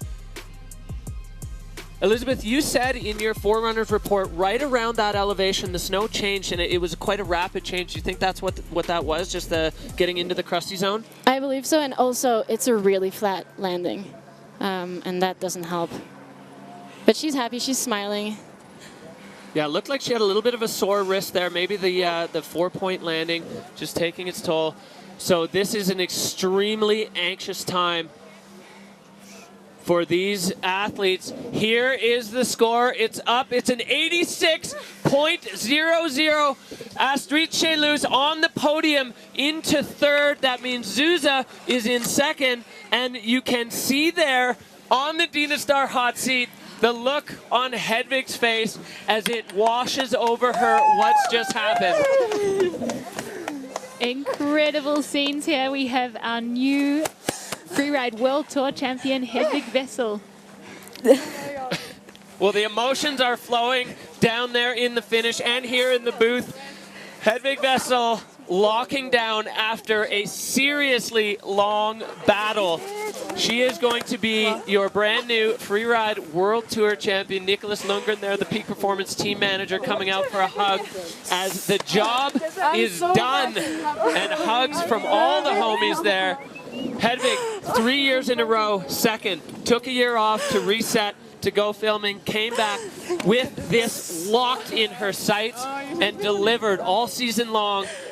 So we're going to take a look, Anna, at the overall, the rankings from the Yeti Extreme Verbier of what happened today on this face. So incredible scenes. We've got the results from today. Hedvig Wessel locking down the win here with Zuzana Vitek, overcoming that knee injury to pull in second place, and Astrid Chelus with an incredible recovery from that tough landing in third position.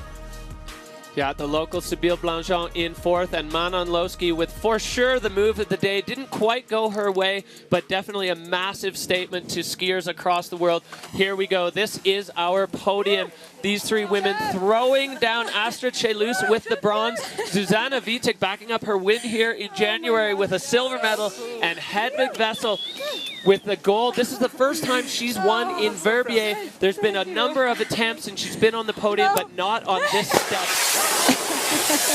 Astrid pulling the airbag. I love to see these athletes' emotions. I am so happy for Hedvig.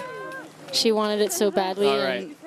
Here we go. This is what it's done to the overall rankings. Your brand new world champion from Norway, Hedvig Wessel, sitting on 36,000 points with that win today. Astrid Chelus slides down to second from the fire bib, and Zuzana Vitek steps back up from fifth into third, so she is on the overall podium. Manon Lowski and Sybille Blangeon rounding out our top 5. Unfortunately, Lily Bradley not able to take the start in FWT finals with that knee injury, but is re-qualified for next season as well. The rest of the riders below that cut line from previous 2 finals, battling it out now on the challengers, and I can't wait to see where that ends up. But a storybook ending for Hedvig Wessel. She came back to do exactly this, and she was able to lock it down. The emotion free-flowing down there. Hedvig Wessel, your new world champ. We're going to be back right after this break with an interview with the world champ.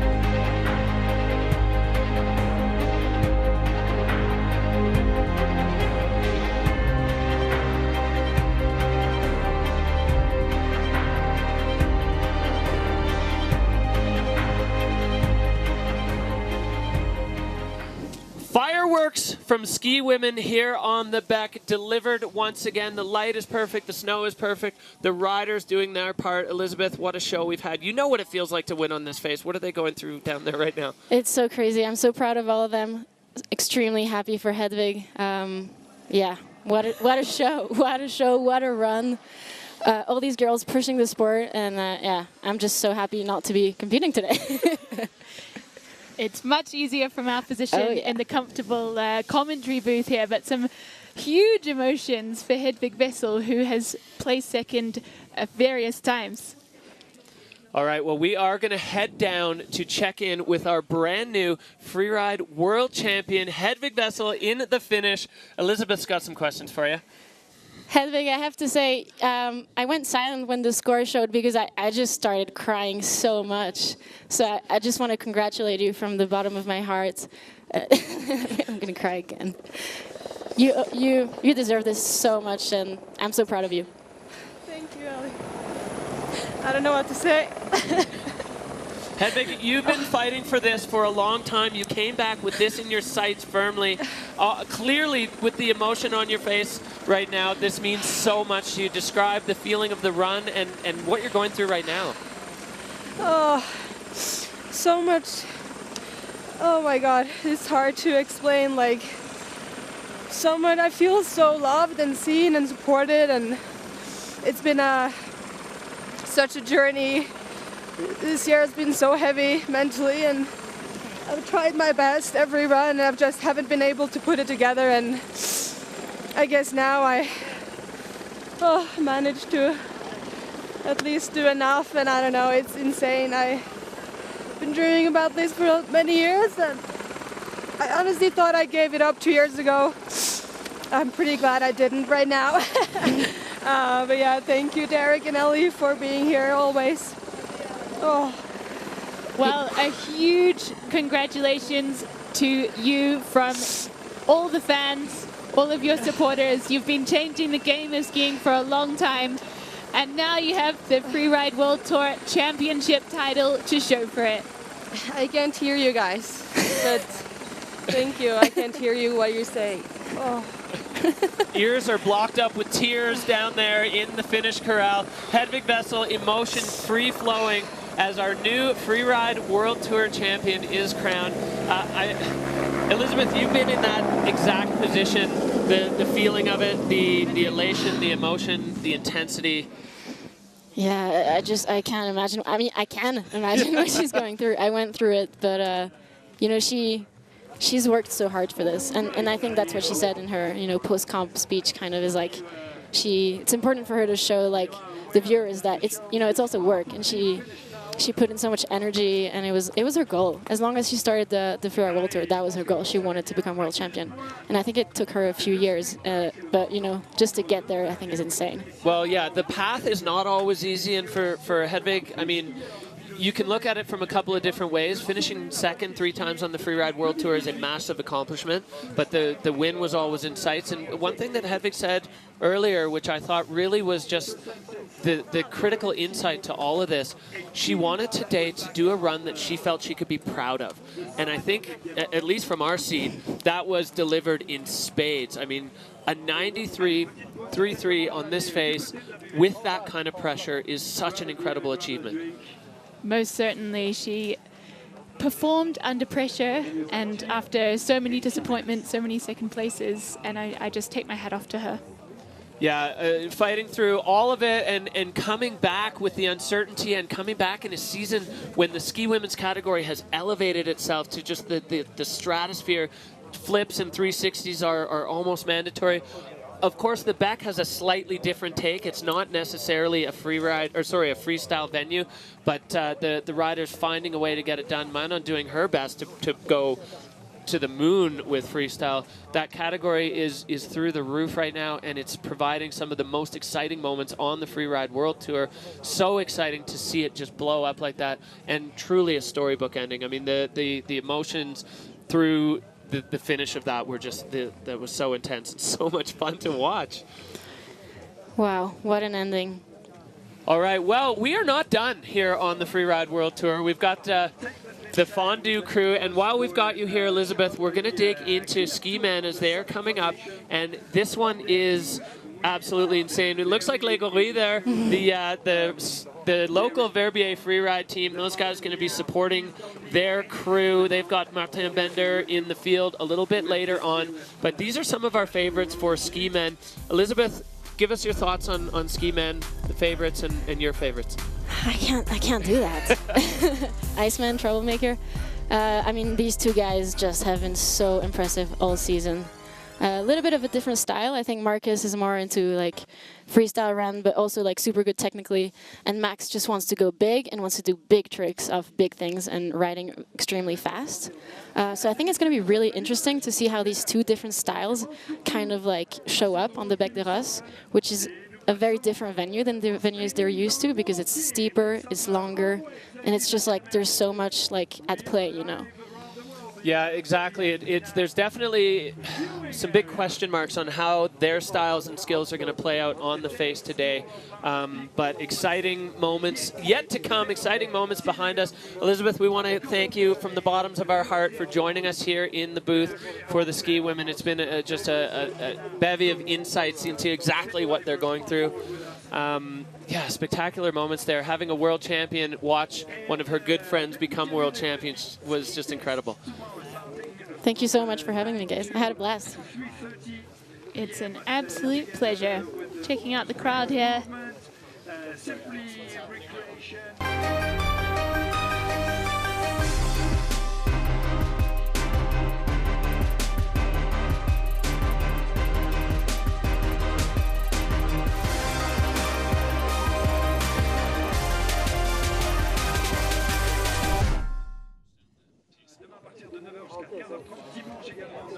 All right, we are back. Welcome back to the Freeride World Tour by Peak Performance.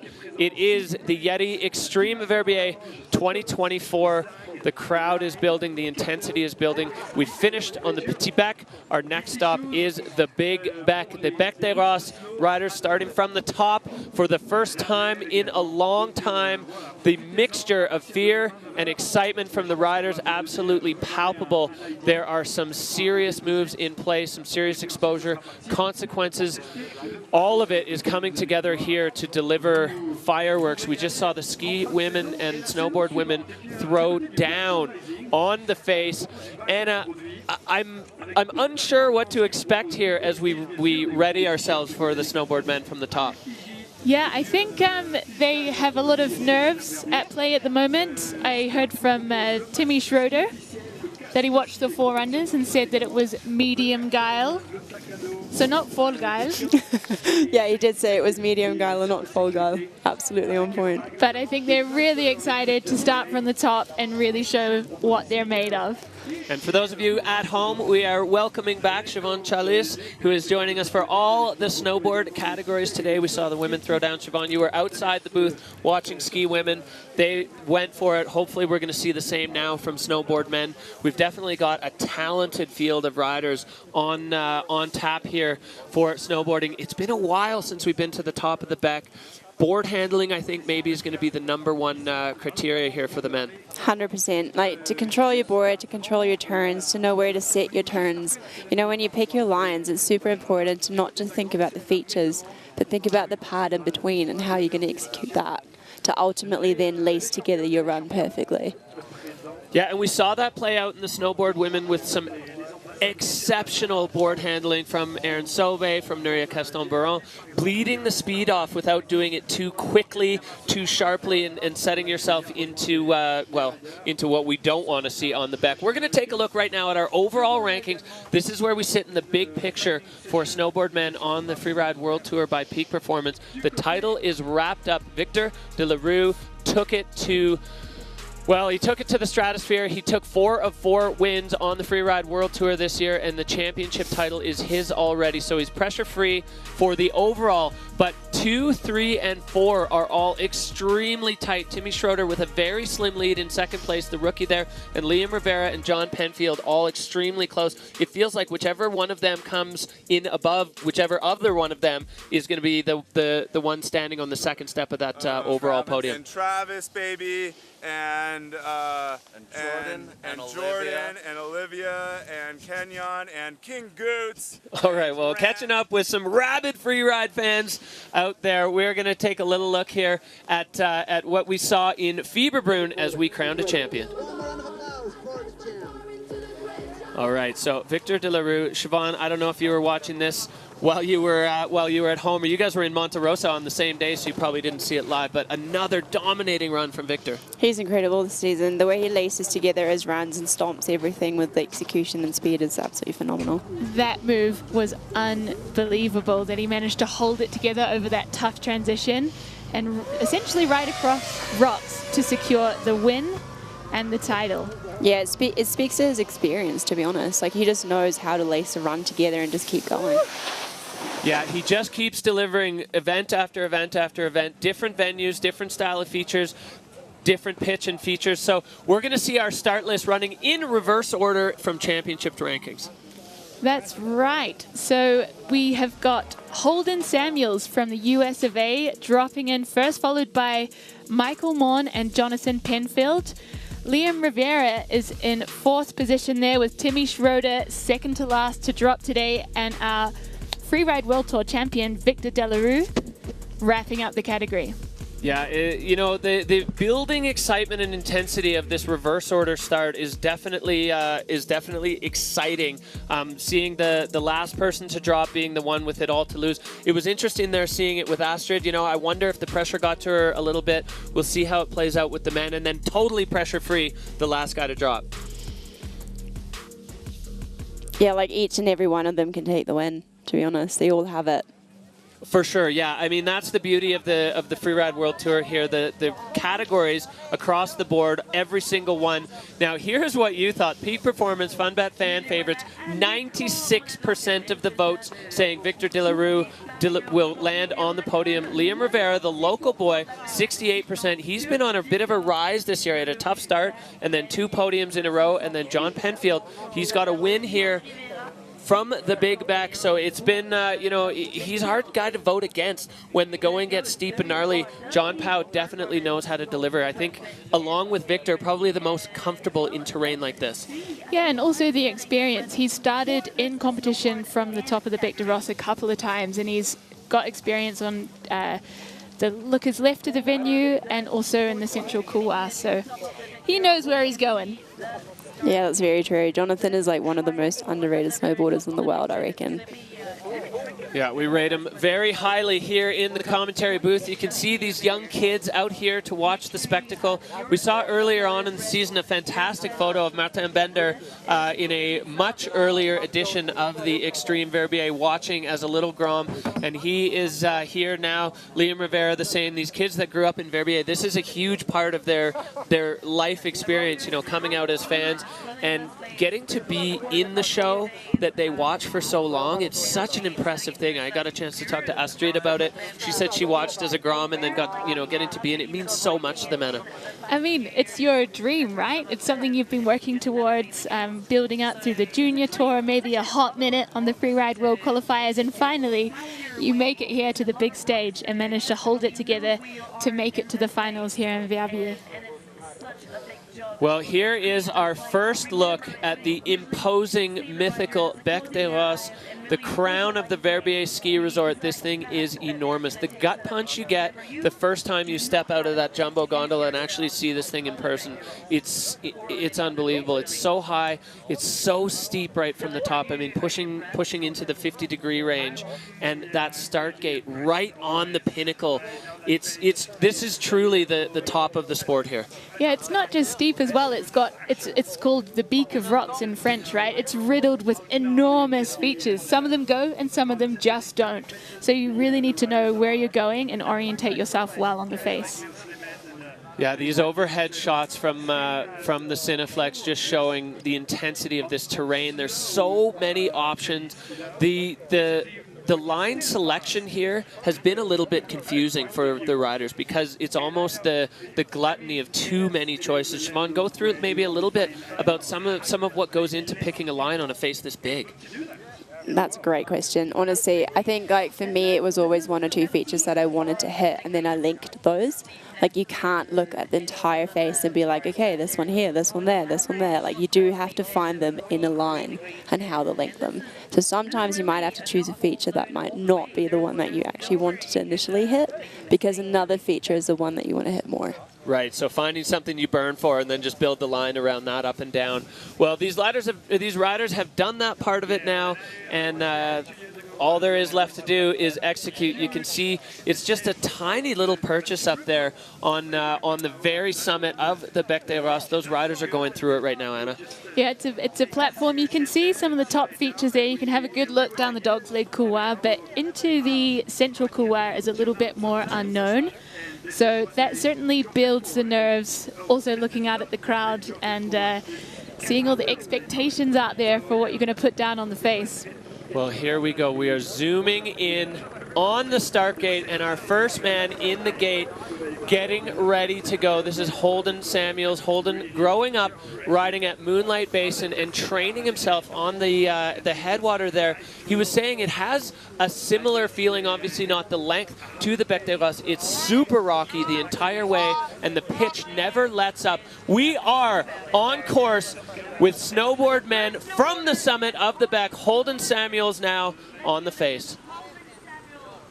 Dropping in there, working his way down to that little platform into the top of the Dog's Leg. Heading over to the looker's left. It must be incredibly steep up there, just knowing what consequences underneath you. Like he's holding it together really, really well. Saying g'day to a little ski dude there, lining up his first features or his entrance. Taking some big air there and hooning through this bowl. Perfect execution of that first drop. The way he sets his turns afterwards is also super impressive. Like the way he holds his edge and holds his speed and just keeps going. Yeah, managing the speed, absolutely critical right now for these riders as the pitch doesn't let up for about another 400 vertical meters. There's no way, if you let go here, you're not getting it back. So Holden executing that board control perfectly, as you can see, surrounded by rocks here in the couloir. Holden Samuels making his way through. His finding his line through those features. Beautiful snowboarding, perfect technique. Lining up a big air there, letting it rip. And managing to control on the heel side edge there. I know that's quite firm snow in the guts of the Dogleg couloir. Yeah, the dogleg, as it snows, it tends to flush itself out with the slough. Another big one for Holden, pointing it off the nose of that, and perfect landing as he speeds now down onto the lower apron. That was a beautiful double. We love to see that. You know, the way he links his turns and like actually gets off his heel side edge super fast speaks to his technique. Definitely, he's just opening up here. We know the snow is a little bit funkier as you get down into this bowl, so this is where you just don't want to mess it up. Yeah, there was a lot of chatter from the riders about not wanting to put the board too sideways because there is a little bit of a crust down here, and if you get it completely out of the fall line and it breaks through, then you're going to get tossed. And the last thing we want to see is anybody going down before the arch. But Holden, the Moonlight Basin rider, and taking off that Yeti cooler booter. That one's not judged, it's just for fun. I don't know how their legs handle that after the entire back to then hit a little jump to flat in the finish area. But Holden managing it, and he is in the finish, and the look on his face tells the whole story. All right, Siobhan, dropping into the top of the dogleg here. Talk us through Holden's run. Well, if you look at his way of executing stuff, Holden's not just holding it together, he is actually riding it. That was huge, and thinking about the steepness of where that cliff is absolutely phenomenal. And how he just laces his run together with that next cliff, and then finding his way further down to that double and holding his speed while still finding that balance between edge control and letting it go is absolutely phenomenal. Yeah, watching the board just ripple there over the snow. As we said, the dogleg kind of sheds its snow, so the further down you get, the firmer it gets because the slough is piled up there throughout the season. We had some ski cuts this morning pushing a little bit of snow down as we see Holden there. I don't know if he's grinning or grimacing as he waits for his score to drop. And we see this is going to set the bar for the rest of the category, 75.67. So a solid first run score from Holden Samuels. He'll be happy with that first run on the back. And, I think so. Landed everything on his feet, was super clean. A really clean run there for the American rider at a Moonlight Basin. And we are well and truly off and running here from the summit of the Bec des Roses. That picture just tells everything. It's so narrow. There's barely even room to strap into your board as the riders just have to hang out there. It's hard to even watch your friends ride as they disappear. It's so steep. But we are back up at the top with Michael Mon.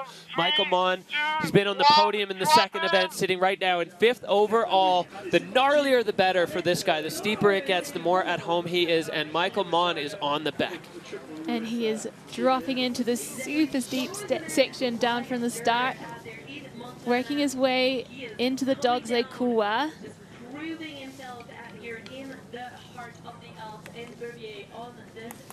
Finding his way to his first feature. You know, Michael's like, he's an incredibly strong snowboarder, and it speaks to like his childhood as a half-pipe snowboarder, and the way he has edge control is out of the gate. Getting into the Gnar. Yeah, no other way out but to air as he makes now his entrance into the central couloir. Riding super fast, super fluid. White rooming herself, some face shots, that's what we want to see. The fact that on a toe side turn, his hands are touching the face while he makes that turn gives you an indication at home of how steep this is. As Michael Mon now approaching the Hollywood Cliff. And good landing there, managing to control his speed. Nailing it.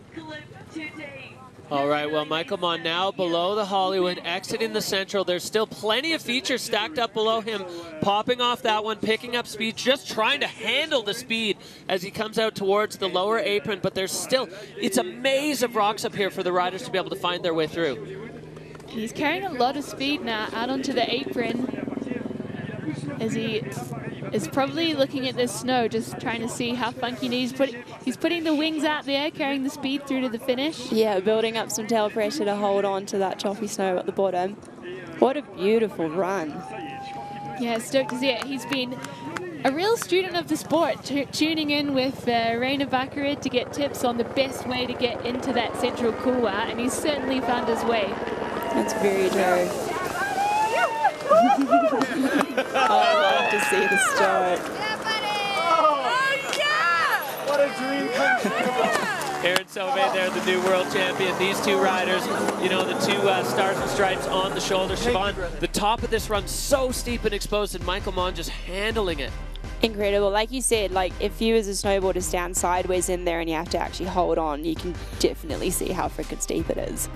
Yeah, so he's taken this Lucas left entrance into the central couloir so that he can ride in on his toe side edge. Then he can open it up, made some super nice turns above the Hollywood. Executing that perfectly. A little bit backseat, but not anywhere near that how bad it could be. Yeah, for sure. Well done there for Michael, laying the tail into the landing to keep himself upright. And then he controlled the speed right away. Another testament to his board handling skills, that he just is, he's so honed in that kind of terrain. He said this is by far the biggest face he's ever been on. How are you, Deanna? Good. All right, some words there from Michael. An 85! yes. 3-3, a big score there for Michael Mann, and a bit of a reserved reaction there. Cool. All right. Yeah, let's go. He's always like that, though. He's such a low-key, super lovely, genuine person, and I'm sure inside he is absolutely frothing. Oh, thank you, thank you, thank you. How'd it go for you? Congratulations. That's awesome. Yeah, just such a genuinely nice guy too. Michael Mann, always the quickest ones with a kind word. As he settles into the Dynastar hot seat there, we're into it now with the snowboard men. First time in the hot seat this year. Loving it there, Michael Mann with a solid score from our judges. As we head back on up to the top, another very dangerous man on this face, Jonathan Penfield. Tahoe rider, but making his home in Squamish and riding out of Whistler Blackcomb. He has won on the Beck before in 2019. He knows how to get it done here. John Powell, this is his home. I cannot wait to see what he brings to the Beck. So he is dropping into the steep section on the Lucas left, right into the Dog's Leg couloir. And he's heading over into the same area that we saw Holden go. So he's got a little track to follow there for some orientation. Yeah, I feel like tracks always do help you find your way a little bit easier. Yeah, delicate balance between having the line being tracked out. Jonathan with a huge 360 to enter the dogleg. What a move. He is on fire, entering the bowl under the Ryan Barker cliff, now coming into the dogleg. So John Powell starting way up high on the Beck with a serious statement. Adding the freestyle into this gnarly element is going to grab the judges by the collar and get their attention at the top of this run. Yeah, and he's been in this zone before in 2016, so he knows what he's doing. Another decent air there and just keeping his speed under control. He's still in super steep terrain. Just linking some turns together, finding his next feature. Yeah, he is lacing.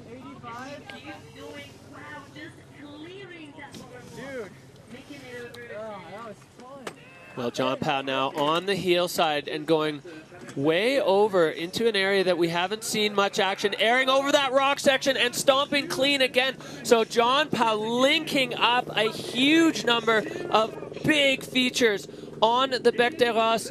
And even that small area, you look at what he's doing it above. You cannot overstate. Another big one from John. Going huge there. Now he's letting the brakes off and letting it run out into the bowl. That was absolutely phenomenal to watch. The way he laced that together, and like you said, that little feature above that exposure. Wow. Yeah, it gets the hearts in the throats of the viewer and us as well in the commentary booth, but never even a moment of doubt there from Jonathan Penfield that that was going to work out. This guy's showing why experience matters. The bigger the mountains get, the more the experience comes into play, and this guy has it in, well, just about more than anyone else. And now we are seeing exactly why as we wait for him to cross the line safe and sound. Jonathan Penfield through the gate. That looks like it's got a crazy kick to it on that little Yeti cooler jump. Yeah, dude. Way to go. Way to go. Nice one. Sweet. All right there. Well, Siobhan, we take a look at the top entry here. You know, like the way to do that is setting up the tone for your entire run. And if you can keep that going, the judges are going to be captured straight from the start. And he just kept it going. Like there was no spot where we'd be like, oh, no, that's too slow. He just kept it going, kept it fluid, linking his turns, finding super big features, linking them all perfectly. I mean, look at him, how he's holding on to that in that steep section, and this one above exposure is just absolutely phenomenal. Sweet little indie grab in there. Well, Jonathan Penfield showing exactly how he got it done in the past, winning on this face before. The only one in the field to have started from the top previously. Super direct line with a big 360 at the top. The numbers will tell the tale. Jonathan just catching his breath. We heard from the forerunners earlier on, you know, Andrew Pollard saying how tiring it was just being at the bottom. You're absolutely gassed. And that wasn't even comp run intensity. Now we wait here for I mean, my legs are tired from watching. Okay, score coming in. The numbers up in 92 for Jonathan Penfield. And he is pretty satisfied with that. The judges absolutely loving it. Anna, you could see when the number hit and his eyes saw it, he just kind of lit up there. Yeah, well deserved. He's been riding so strong this season, and that was an absolute scorching run. Yeah, it's beautiful to see how his smile just grew more and more with the score climbing up. Well deserved. Well deserved for Jonathan Penfield. So a new bar set from John Powell, Jonathan Penfield, showing why experience matters. And you can hear the radio chatter there, the anxiousness, the intensity, the excitement building through the snowboard men's category. Our next rider who is in the gate from right here in Verbier, Liam Rivera. He's been on the top of the Beck, but he said it's very different doing it with a competition mindset than just riding in powder with your friends. 24 years old. He is coming off a string of great results, 2 podiums in a row in the last 2 Freeride World Tour comps, and he is looking to better his last finish where he was second and would love to put himself on top at home. 3rd overall right now. Liam Rivera from right here in Verbier is on the Beck. His dad is in the audience, and I've never seen him look more nervous to see Liam ride from the top of the Bec de Ros in competition, but he is making his way through. It's a good 50 degrees up at that top section of the dog's leg. Making his way through the bowl there to find his first features. And Liam riding with some speed here, not holding back. Putting some technical turns in. Yeah, once you see jump turns, it's another testament to how steep an area is. Yeah, and we saw Michael go through here on the toe side edge, but Liam having to do it on the heel side edge, even another element of difficulty to that. Taking the same mandatory area as Michael did. And the snow is pretty good in here. I think some of the slough is being cleared out, so still have to be conscious of that, but he's managing it well. Taking some air there, catching some speed. Airing into the central, that is a bold move. As you see now, as we pull back Liam, there's nothing under him but ginormous cliffs, and one of those is going to be his aim. The Hollywood Cliff, straight off the nose. Liam Rivera stomps it. What? That was huge. Enormous air, and just getting that speed under control as he moves down to the next section. There's still lots to play for down here. That's another big feature he's lining up there. Frontside 3, but gets caught up on the landing. Hung up a little bit. Like slight over rotation? Yeah, I think so. And Liam now still not letting go with a backflip, bringing it around to his feet perfectly. Liam Rivera showing that he is at home in his backyard with an incredible display of freestyle at the bottom of the Bec des Rosses.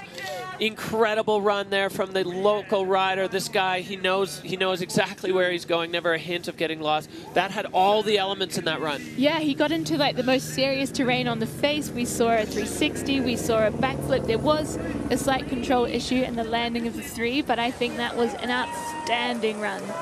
Absolutely outstanding.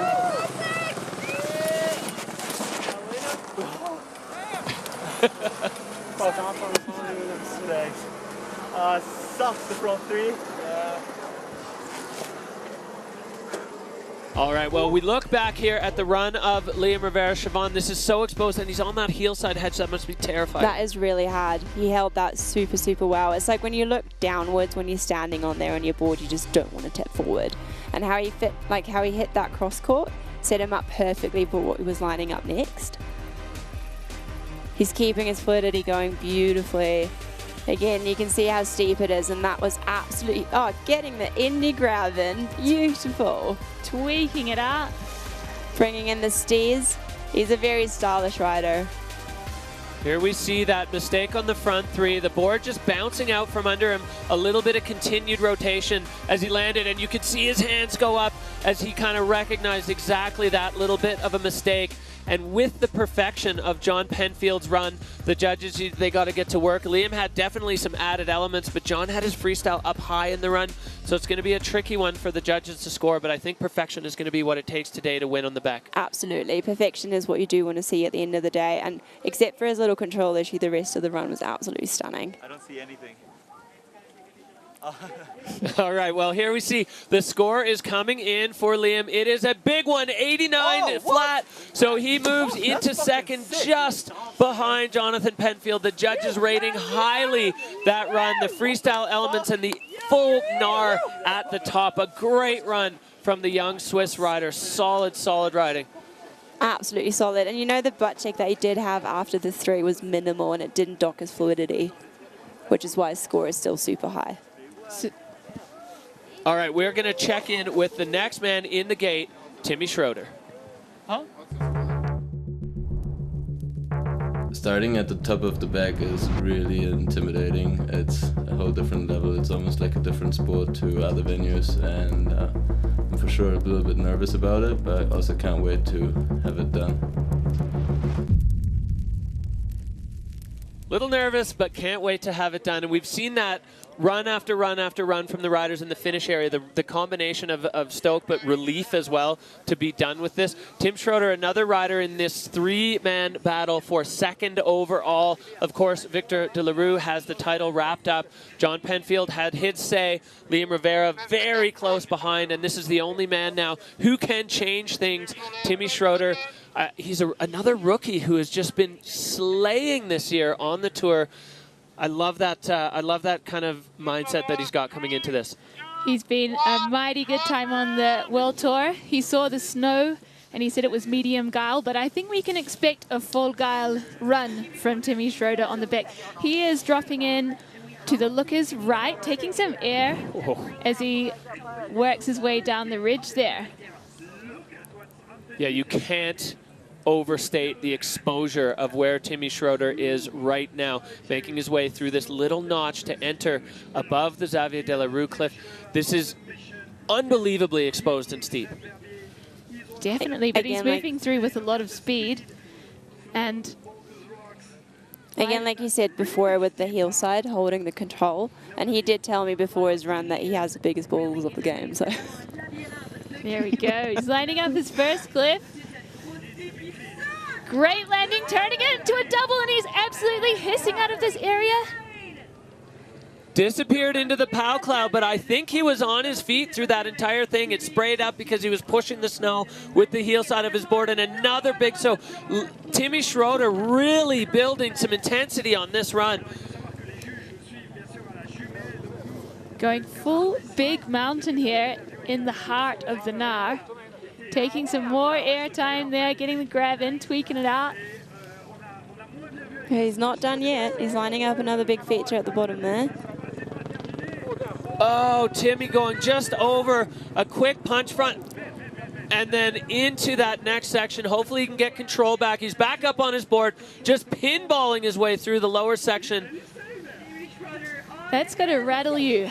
Just free falling through some serious exposure, but he's out into the bowl now on his feet, giving us a wave.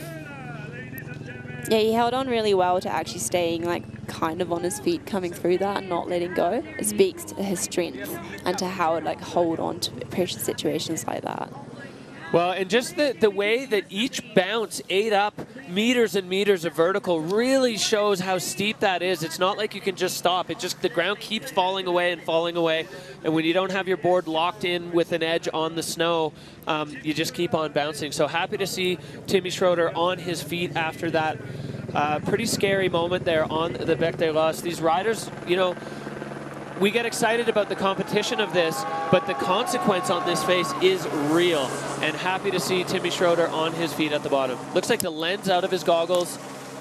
Gone. So there it is. Sliding its way down the Bec de Ross, having its own free ride adventure. The adventure of the lens. The thing went skrrra, pa pa pa pa pa, skidky pa pa, and a boom boom boom boom. All right, Siobhan, Timmy at the top. The exposure and the gnarliness of this entrance is so intense. Absolutely, it speaks for itself. Like he's just holding on to his heel edge and making sure that he doesn't tip over the front, which is super, super steep. And the way he like keeps going, he's trying to get in some toe side turns to get more control in there, which is a super smart way of executing those cliffs. You can see the slough just pouring off that one. That's so high on the face, the double, and now he's just in speed control mode, disappearing into the white room for ages. Yeah, you carried in a lot of speed, and basically like when you're on your heel side edge, the key is to then go into your toes as quickly as possible. But with that speed and that steepness, it must have been really, really hard to actually get that done. Yeah, trying to bleed the speed off without digging in too hard and putting yourself into a high side. Exactly, you need a lot of patience to do that. And he did do that, which was absolutely great. All right, and then this is where things started to come a little bit undone for Timmy, because we'll see if we can figure out exactly what happened. Just lost his nose under the snow there, and then got caught up as well, just a little rattled, and managed to get on his feet to get over these rocks. So hopefully he hasn't ripped his pants again. Not again. Yeah, bumpy ride there on the Bec de Ross for Timmy Schroeder as he kind of sat down, shook his head, and then carried on. So hopefully the lens of his goggles, the only casualty from that run of Timmy Schroeder. So very interesting now as we see. I don't think that one's going to challenge John Pao. But Timmy, well, in great spirits at the bottom. Score coming in at 45-6-7. So Timmy Schroeder sliding himself into fifth. Jonathan Penfield in the hot seat. Is he going to be able to hold on? No one has been able to hold on to that hot seat from Victor De La Rue this season. Will he sweep the table for the season? If there was one venue on this tour that you'd bet on Victor winning, it's got to be this one. He's got the experience, he's got the heritage, he's been watching his brother do it for a long time, and he's had some successful moments here on the Bec de Ross himself. All right, Victor De La Rue, he is your world champion. He is ready to kick things off. I have a feeling, while he doesn't have the pressure of the title on his shoulders right now, the pressure of a win from the top is probably weighing on him, as that's something that yet, while he has some wins on this face, he doesn't have one from the top, and I'm sure he would love to add that to his trophy case. This is your world champion, starting from the top of the Bec de Ross. So dropping in from the top there, making his way into the dog's leg with some serious pace. He's looking really comfortable in this hyper-exposed terrain. Getting into the NAS straight away. Ultra technical. He's got this tiny little bend to make his way. He executes that perfectly, getting himself a little bit of a face shot. And Victor now coming in from the very top of the central couloir. Heading down pretty fast pace again, considering how steep this venue is. Backside three there, stomp landing. The threes are beautiful, aren't they? Oh, it's so perfect. And above the Hollywood and the Gilles Vallo, he's just backed himself to land that, because there is truly no other choice now. Victor off the brakes as he lines it up off the Hollywood. But not looks like able a little to short. stick it. Yeah. Just catching that toe side edge and going down, but he looks like he's still riding through, finding his next features. Now he's hitting this one, heading into a double. Holding on to that one perfectly. Absolutely screaming out the bottom here with some serious pace. Victor De La Rue very much still in the hunt as he does not let off the throttle. Now pinned through the bottom of this bowl as he makes his way across this funky, weird snow. This is where the crust is on the face. So although it looks like for sure it is the easier terrain, the snow now becomes the obstacle for the riders to get through. We don't want to see any caught edges or weird snow snake issues in this bottom bowl, but Victor having no problem at all and into the finish. Skipping the Yeti feature, but hitting in a front flip again. Love it. All right, Victor De La Rue unstrapping as we go back up to the top to this unbelievably technical entrance, Siobhan. Yeah, that is absolutely Billy goating his way through the top section. And that is over so much exposure as well, heading into that super well, holding on to it. And you can see the judges bar line score maxing a little bit lower on control as he did have a bit of an issue off the Hollywood. Back three above that exposure. Yeah, that's something that we sometimes forget watching this, I think, is like over that exposure to do that three is absolutely massive. Heading into the Hollywood, getting a little bit short and landing on rocks, actually. Yeah, you were dead right, guys. He didn't have enough gas on that one. Yeah, I'd say a bit of an uncharacteristic speed mistake from Victor De La Rue. You don't see him going too slow very often on the Freeride World Tour, or ever. But Victor De La Rue with a serious issue in that run, landing on the rocks. Again, like he did in Fieberbrunn, though, managing to just ride it out, kind of tail pressing through. But this line, so direct, right off the summit of the Bec de Rosse. So the judges now have it in their hands what to do with our world champion on the Bec. But you can't take the title away. He is the season-long champion, world champion freeride once again. But Jonathan Penfield now, some anxious moments. Yeah, he must be buzzing in that hot seat. Judd is working hard. Yeah, weighing up all of the things that Victor did against the things that Jonathan did, and as well against the criteria.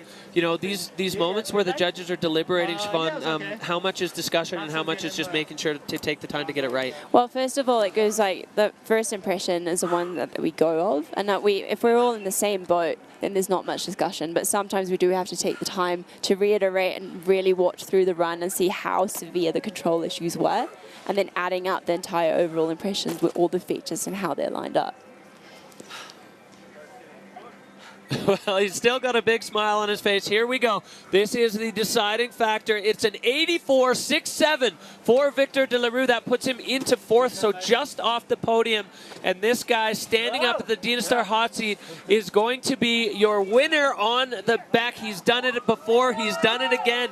Jonathan Penfield with a commanding performance. All right, we're going to take a look at what happened here in the snowboard men's category on the Bec.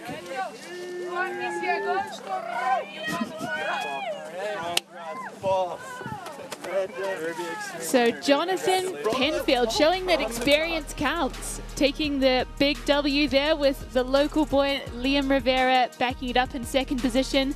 Michael Morn in third with Victor De La Rue in fourth, Holden Samuels fifth, and Timmy Schroeder in sixth position.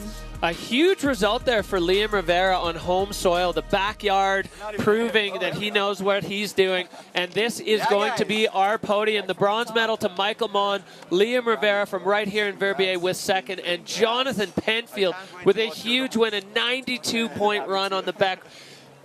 Siobhan, you mentioned it, you know, he's a little bit underrated. He certainly shouldn't be, as we see what this has done to our overall rankings in the Freeride World Tour by Peak Performance snowboard men's category.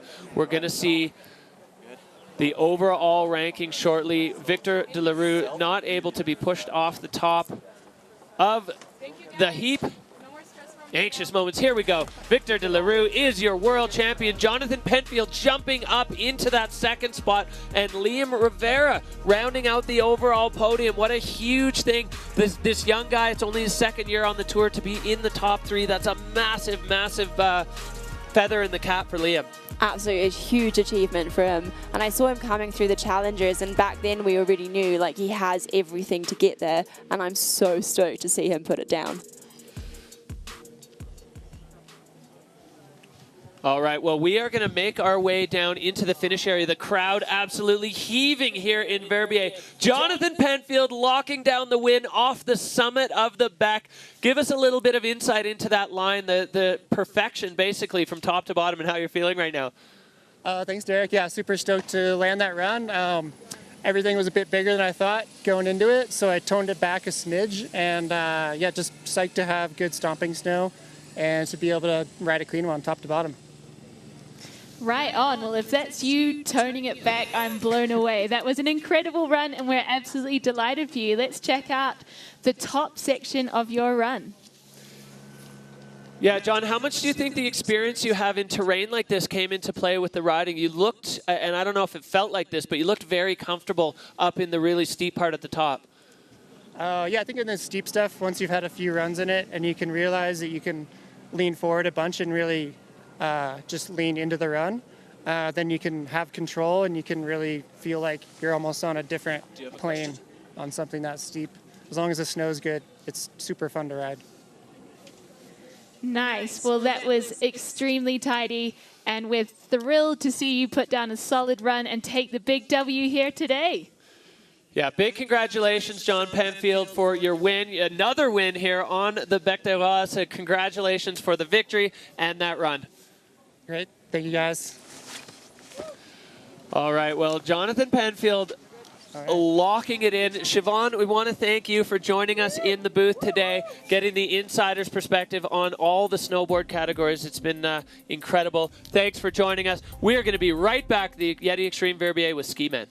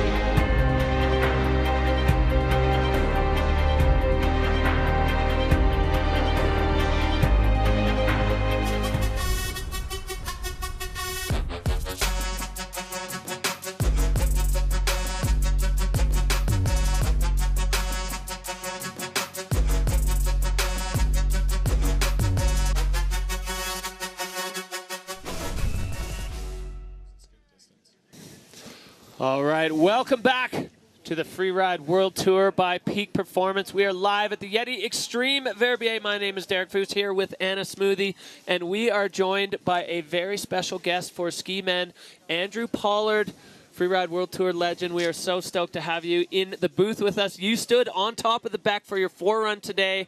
Maybe describe what that was like being up there at the top of the Big Mama.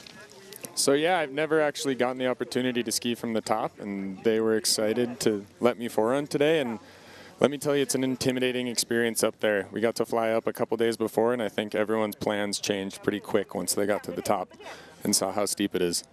Yeah, that was an interesting decision from the Freeride World Tour organizers. Maybe talk a little bit about what went into that and then what it actually resulted in. Yeah, so basically no one started from the top since I've been on tour in the Ski Men category, so we got a pretty fresh crop here. I don't even think Turdell has skied from the top, if I'm correct. So it's a fresh crop on a big, big ocean of rock and snow, so we're excited to see what they do. The light is definitely not super in our favor right now, so hoping that they can still get enough definition to put on a good show. Yeah, so we have a look here at your forerun. Maybe you can just talk us through what it was feeling like and what you were doing, where you were going, and what you were trying to achieve on this forerun. Yeah, I was up there with the absolute legends, Leo Slemmet, and he was pretty much like, it's not that steep, and I'm from America, and we don't ever get to ski anything like this. So rolling into the top is quite an intimidating experience. Kind of rolled around there. You can see me in the left of the frame. But that entrance is pretty darn intimidating. You do not want to fall there at all. It hasn't been skied much. They keep it fresh before the event, so there's a lot of fresh snow there that can add to the slough dynamic of everything, which is really new for us on the tour. We've been skiing a lot of small venues the last couple of years, so I actually chilled and stopped here to let my slough go for a little bit. Not a spot where you want to have any snow moving. Yeah, you can see there you kind of paused and let the slough go down, and if you look in the bottom right-hand side of the screen, you can see it just screaming over all of those cliffs. How much of a factor do you think that's going to be for the riders when they get on the face after the snowboard men? You think it'll be a bit cleared out, or it's still going to be very much in play? I think it'll be a bit cleared out, but I also think that it's such a steep face that if you go anywhere fresh, you're always going to kick a little bit of snow off. It's literally a giant mountain of boulders. But yeah, I got to open up the Hollywood, which was pretty special experience for me. I've never gotten to hit that air, so. And you did it beautifully. How easy was it to orientate yourself on the face? It's actually not the worst. There's no blind rollovers on it, which is kind of the only way that this venue works, in my opinion. If it was a bunch of blind rollovers, it'd be way too dangerous to compete on. But the big thing about it is every time that you hit an air on the Beck, it almost gets flatter with each transition of rock that you come down. So yeah, down here at the bottom, it's actually not anything like the top. After you ski the top, it feels pretty flat down there. Yeah, the venue bending from the steepest at the top and then gradually mellowing out. And, you know, we could kind of see it in the body language from the snowboard men. The ramp up of intensity as it bends and gets a little bit less steep. And I remember hearing Raina Barkred talking about that a little bit. It's not that it isn't steep, it just isn't as steep as it was at the top. So talking about line selection here, a bunch of the riders getting a chance to look over the top for the first time. You were up there with them. Were some lines changed along the way? Yeah, I think a lot of the people wanted to go more this looker's right side over the central and the Hollywood side of the face. And if you go up to the top there, it's one of the steepest things that I've ever gotten a chance to look down. And so it's really, really cool to watch everyone kind of go up there. And a lot of the boys went from being like, yeah, I'm going to go in the dog leg, I think. But I think that's a good call because as the sport changes, they do want to see tricks, and I think there's a lot more potential to do that over there. It's going to be interesting to see who's able to combine both those skills and do the tricks in the straight-up Nar. I'm sure it's going to happen today. Yeah, that said, we've just seen Victor Delarue throw a big 360 above the Hollywood and Gilles Voirol cliff. So I think we're going to see it as well. I'm looking forward to it and hope everyone's got it dialed in to get down safely. All right, so as we see the crowd absolutely heaving here in Verbier, there's so many great opportunities to set yourself up on the edge of a cliff and watch the competition. We are live at the Yeti Extreme Verbier. It's 2024, the culmination of the Freeride World Tour season here. As you can see, our little perch coming into sight from the heli. Exciting moments here as we're just ramping up towards Ski Men. That helicopter, the Cineflex camera on the front of it. We've got fondues, the ultimate picnic spot here in the Rockwell. The helicopter just showing us that there's so many people out here. The town of Verbier packed to the gills with freeride fans, and everybody was so excited. You know, we're walking to the lift at 6:45 this morning, and even then the vibe was just electric.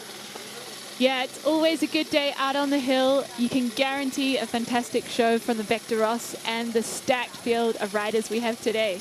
See Jeremy Bernard, one of the long-term photographers on the Freeride World Tour, capturing some of the most beautiful images around the world time after time after time. And he was stoked to be in the heli today because the shots they get out of that thing are just unbelievable. Yeah, it's actually been a long time since the guys get to ski in front of the big drone. Big helicopter. Very exciting for them. Do you find it off-putting, Andrew, when you're being chased by a heli as compared to a drone? The drone is definitely a little bit less intimidating than the helicopter. I can imagine. Can we announce that? Lots of different elements to play with. Yeah, just look at this crowd down here. Like, if you ever get the chance to come to Verbier, you need to come and check this out in person. It totally changes your opinion on what these guys do. Like Victor's 360, scariest 360 in the world, opened up by Leos Lemmet.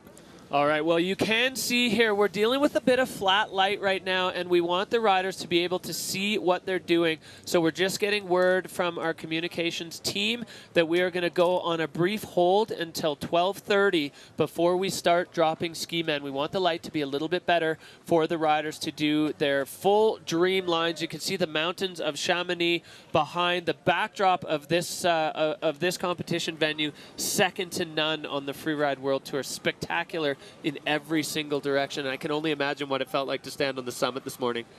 Yeah, I mean, if you ever get the chance to go up there, it's definitely worthwhile. You got to be on your game to get down, though. There's no easy way off that mountain. So are we signing off here? Great. So the ski men are just having a few more minutes, extra 25 minutes to dial in their lines, looking down from the top. All right, well, this is your opportunity to get yourself a beer or a hot chocolate or a coffee or whatever you like to join you to watch Freeride. We are going to be back here from the Yeti Extreme Verbier at 12:30. So keep an eye on the clock, keep an eye on your TV, and we're going to be back here. We're going on hold briefly while we wait for light. We'll see you back here at 12:30.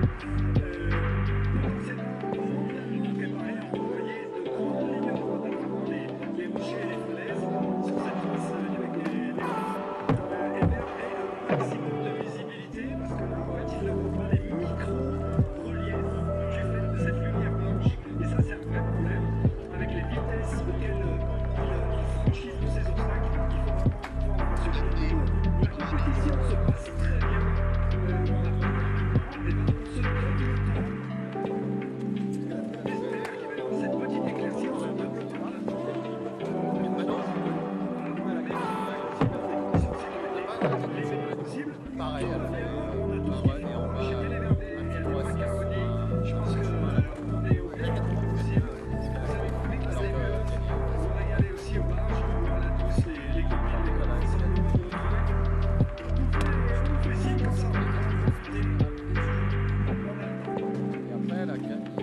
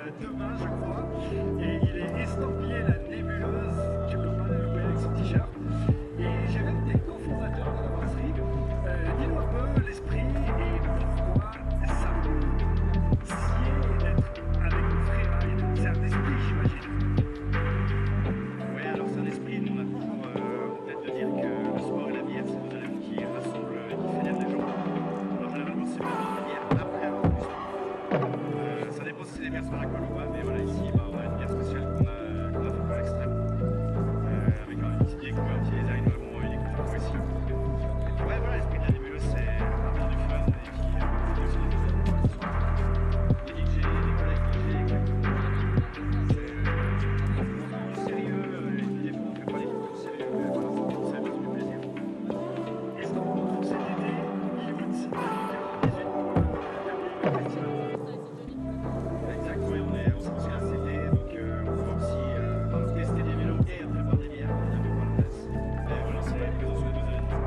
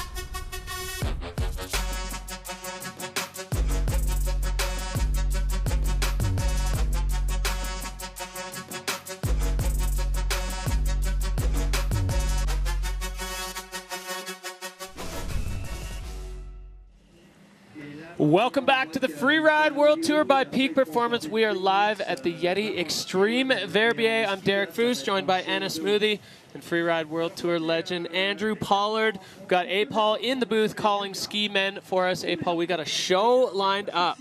Yeah, I always like to say, open the Thunderdome. We're open for business. It's on right now. This is the big category. So what we all come to see is this big show on the back, dude. So excited to watch what they all put down. Hope everyone's smart, safe, and we have a good show. Starting from the top of the Bec des Roses for the first time since 2018 with all riders in the male categories. Ran the ladies from the Petit Becs. They had their own entire mountain to shred. They put on a show, snowboard women and ski women. We wrapped up snowboard men, and then Anna, we've just been on a little bit of a break waiting for light hair.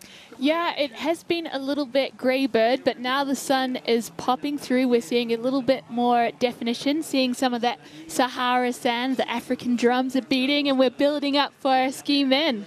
Exactly. They are the next category on deck. We had a little hold, but we are just about ready to go. We're going to take a look at the overall rankings in the ski men's category right now.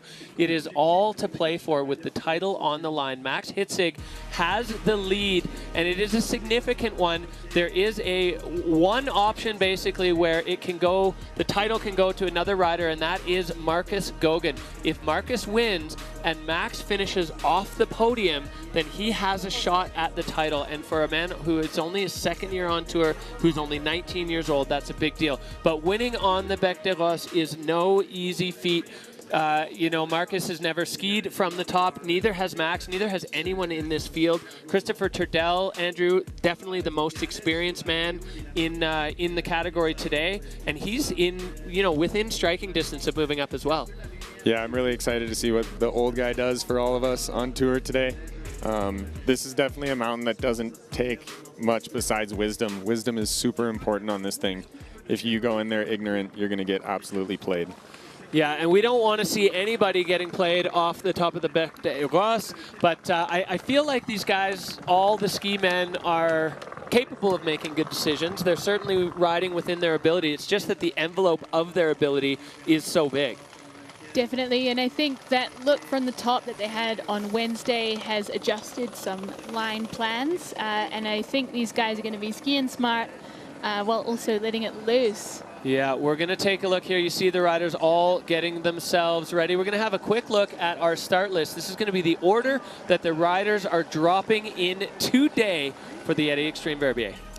So, as before, we are running in reverse order of ranking. We do not actually have Carl Regnier Eriksson in the gate. He is suffering a knee injury. So the first man in the gate is Oscar Mandin, followed by local boy Martin Bender, Vali Rayner out of Austria, Maxime Chablot of Switzerland, Finn Billis holding it down for the New Zealand crew, and Tenra Katsuno, who has assured us he will buckle up his helmet real tight, and then the wealth of experience from Christopher Turdell. Rounding off with Ben Riches, Marcus Goguen, followed by the man himself, our current leader, Max Hitzig. Yeah, I'm really excited to see what Hitzig is going to put down on this face. If there was ever a rider that was built for this kind of thing, it's Hitzig. Fall line, full speed, big airs with tricks. There he is at the top. He's going to be the last man standing all by himself up there. It's got IFSA second run vibes after qualifiers when you're sitting in first place and you're the only one left up there. Yeah, back in the States, you used to run last if you were in first place, so it added to the hype, added to the drama. So I'm excited they're doing it over here. Yeah, it's going to build and build and build throughout the day. So as we said at the top of the show here, we only have 2 riders that are in contention for the world title. Whichever one of them takes it is going to be a new champion. Neither of these athletes have been champion before. Why don't you kind of run us through your thoughts here, Andrew, on the Iceman and the Troublemaker? Well, both these guys, the first time that I watched them ski, I was pretty blown away by the ability that both of them had. Marcus skied something up in Whistler that broke the internet and knew who he was after that. And then Max Hitzig has one of the coolest stories ever from the Challengers. Got a wild card, got disqualified, bumped in the next day, won. So I think he's got more wins than anyone else has ever had in free skiing. And he's super consistent too, that's my biggest pride. And like, it's really cool to watch him be as consistent, but pushing it that much harder. Yeah, I think he is such a surgeon when it comes to a free ride line. Everything is so precise and measured and just kind of on point. It's really impressive. Yeah, I got the chance to follow him around Montafon this year, and it was probably one of my best days of the season, following Max off jumps all day. Really a cool experience. And it's wild because you watch him ski in competition and it doesn't look that much different than when he's free skiing around his home resort in Montafon. We had a chance to catch up with Hitzig on his thoughts of dropping last today in the Yeti Extreme Verbier. But this time I'm current leader, so I have to drop last in the ski main category. So I'm the last rider on the mountain of the day, and that's not really cool. I'm a bit scared of that, standing on top alone. But yeah, I will manage that and try to do a cool line, cool run. Well, he's about the most understated guy on the entire Freeride World Tour. He's, you know, he said he is nervous about that. Being up there by yourself, I mean, how much does the camaraderie of the other riders play into the effect when you're up there ready to drop a comp line? Yeah, I mean, it's the most important part. Like, if we didn't have good community up there, it would get really boring and really scary really quick. Like, all these guys are super good friends. They all want to see everyone do just as well as them. You can see Martin and Ballet getting pumped up there for their run. And yeah, special group of people. I'm sure that weather hold for the last 30 minutes probably did everyone a little number. It's definitely a scary spot to stand, probably the worst face to have a weather hold on, but smart decision because we want that visibility to be good because this could be a pretty good show. So what's your strategy if you have like a hold for a crash or a weather hold? How do you deal with that? So shout out Oakley White Allen, a legend who's competed on this face before, has one of the fastest runs. I coached with him back in the States for a bit, and he was all about meditating and that mental game. And I think that mental game is equally as important as being strong. You know, otherwise the jocks would have taken me out a long time ago. Yeah, it all comes down to mindset at the top of the competition venue, and this one more than ever as the mental side of this, riders balancing excitement and fear, wanting to put together a line that impresses the judges, but also wanting to be on their feet at the bottom. So here is what the fans thought. The Peak Performance Fun Bet fan favorites, 84% of you locking in a vote that Max Hitzig will be on the podium. 62% of you feeling pretty good about Marcus Gauguin, and 29% of you backing Maxime Chablot. He is the only one out of the three of them that has a win in the Extreme Verbier under his belt. That was from the Petit Bec. This is the top of the Bec des Rosses, a completely different beast. Yeah, when we were up with Maxime the other day, when they said heli off the mountain, he wanted off the mountain immediately. This is some big terrain for him, so I'm really excited to see what he puts down. Yeah, he definitely acknowledges that he's got brings more of the freestyle vibe, and this is a big mountain venue, so it'd be interesting to see if his line choice leans more towards that freestyle side of things. Yeah, and it's fascinating chatting with Maxime Chablot because he says he's really afraid of heights, and I think that's wild as a professional freeride skier and a guy who spends a lot of time paragliding, which you're like the highest you could really be in the mountains, but it's something about the control that he said kind of brings the fear in this environment. Yeah, it's a big face out there. Another person are these two young Kiwis. There's not that many mountains like this down in New Zealand that get this good of snow on it, so excited to see what the Style Masters bring. Absolutely, yeah. Ben Richards coming fresh off a win in Fieberbrunn with that high speed, high intensity, high octane run, and his very first win on the Freeride World Tour. I asked him if he was feeling confident coming off that win, and he was like, well, yeah, it was great to win, but this is so different from that confidence isn't exactly the emotion that he's feeling in the moment in the start gate on the Bec des Rosses, but all of these riders very well capable. It's an interesting dynamic that we've got in the ski men. It's been a big turnover over the last 2 years. You know, you talked about Christopher holding it down for the more experienced riders, and I'll be curious to see how that experience plays out on this face. We saw snowboard men with Jonathan Penfield, the most experienced rider in the field, dominating. I mean, he really put down such a strong performance, and I'll be curious to see what are your thoughts on that? You think Turdell's got this one? Oh man, I hope everyone got this one, man. These are all my friends too. I look up to a lot of these kids a lot, and Turdell, of course, and Man, I just want everyone to get down on 2 feet and celebrate and have a beer at the bottom. Yeah, leave it in the judges' hands. Yep. It's going to be a good day if the scoring's hard. Hopefully those judges have to work for it. Yeah, you can see our Alpina spectator zone just heaving down there. The locals coming out in droves to watch the Yeti Extreme Verbier all over the cliff sides. Andrew, you said your dad was posted up with Dion Newport and the local crew fondueing on the slope side? Yeah, they're fondueing. It's my dad's first time here. Got to watch me forerun. Really special. Shout out to all the parents out there that help support all these freeride kids live their dream, because without you, Pops, definitely wouldn't have gotten to ski that run today.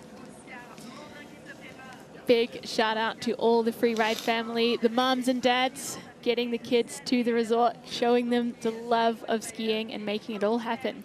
Yeah, and the coaches too on the junior series. So many of these riders have come up through junior freeride, honing their competition skills, and then for a lot of them, a real short stint on the qualifiers before bumping into the Freeride World Tour and really holding their own. We talked about that rapid turnover that we've seen in the last couple of years to a much younger average age on the tour, and I'd say ski men maybe more than any other category really showing that switch over. And we're going to see today, we're getting word that we're just under a minute away from our very first rider as that camera pulls back and shows you the entire picture of the Bec des Rosses. Andrew, you stood up there short hours ago.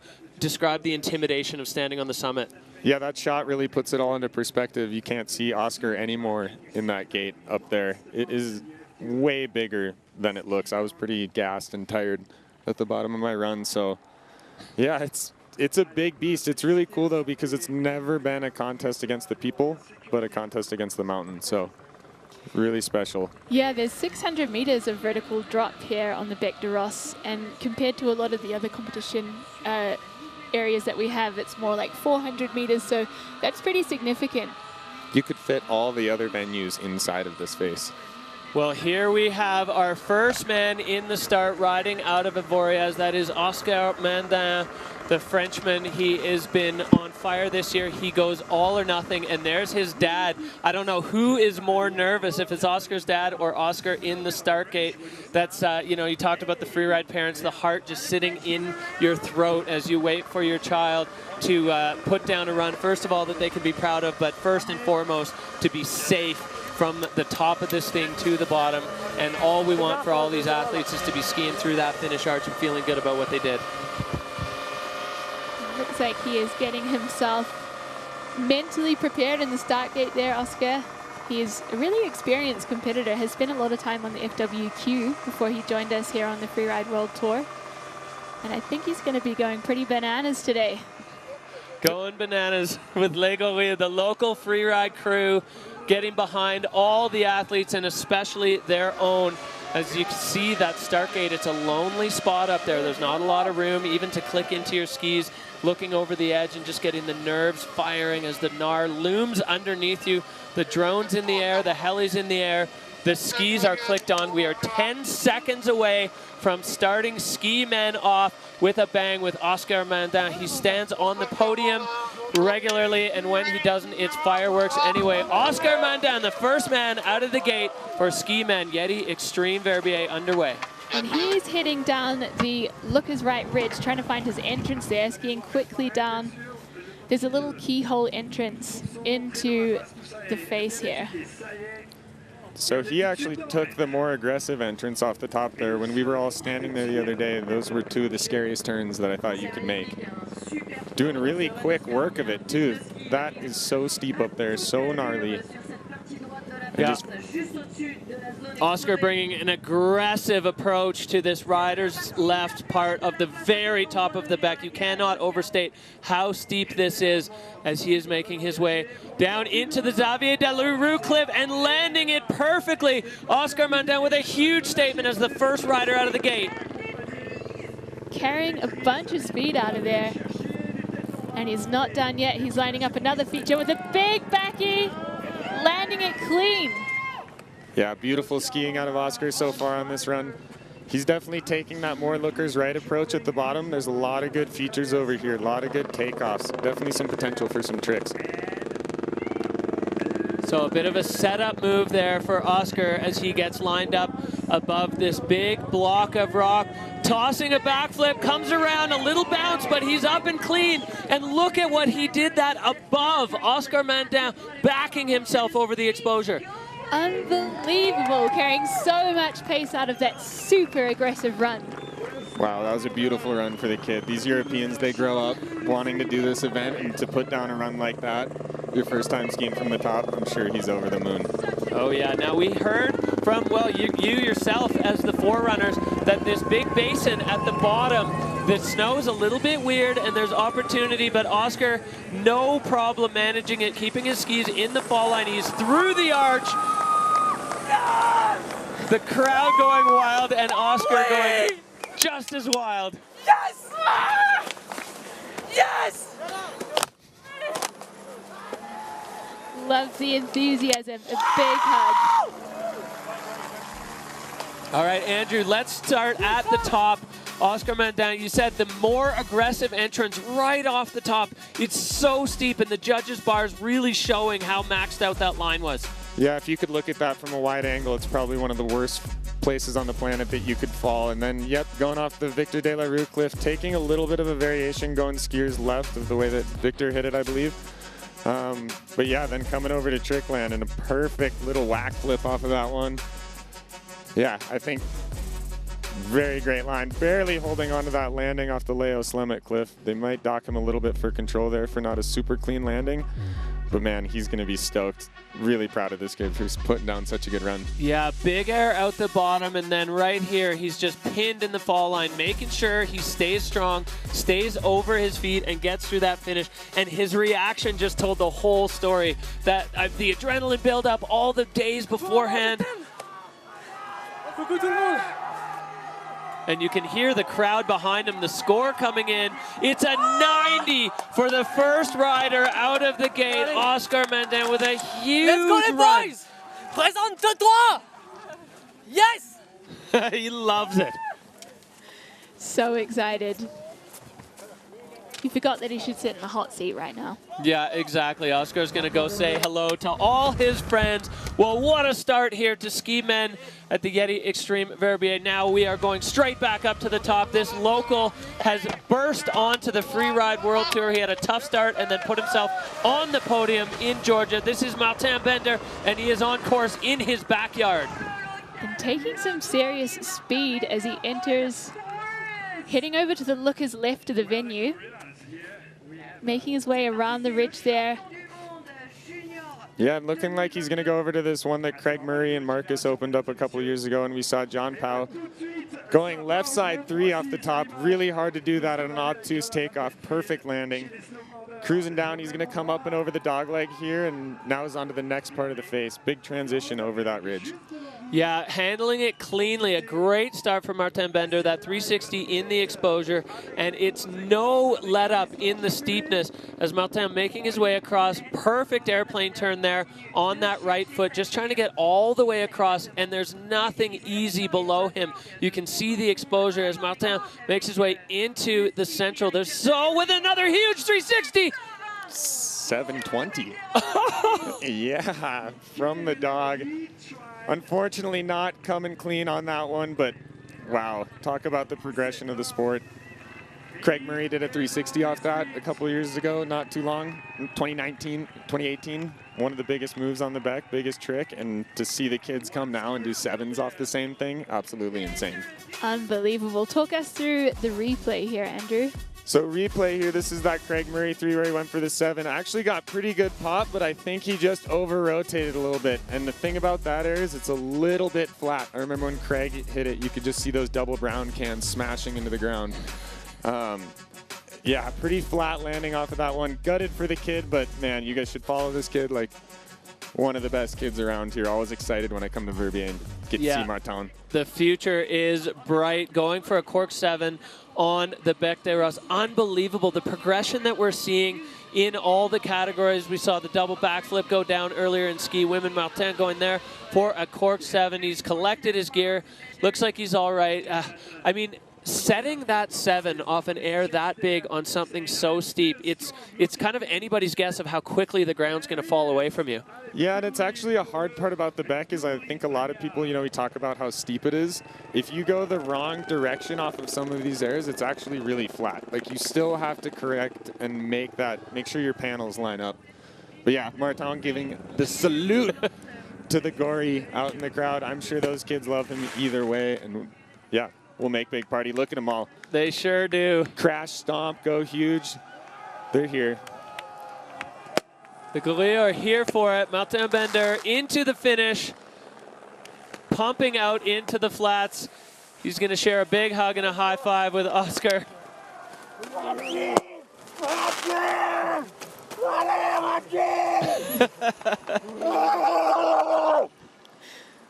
Well, we were worried they weren't going to let the Gorilla into the finish line. Happy to see they did. The Gorilla did not get the memo.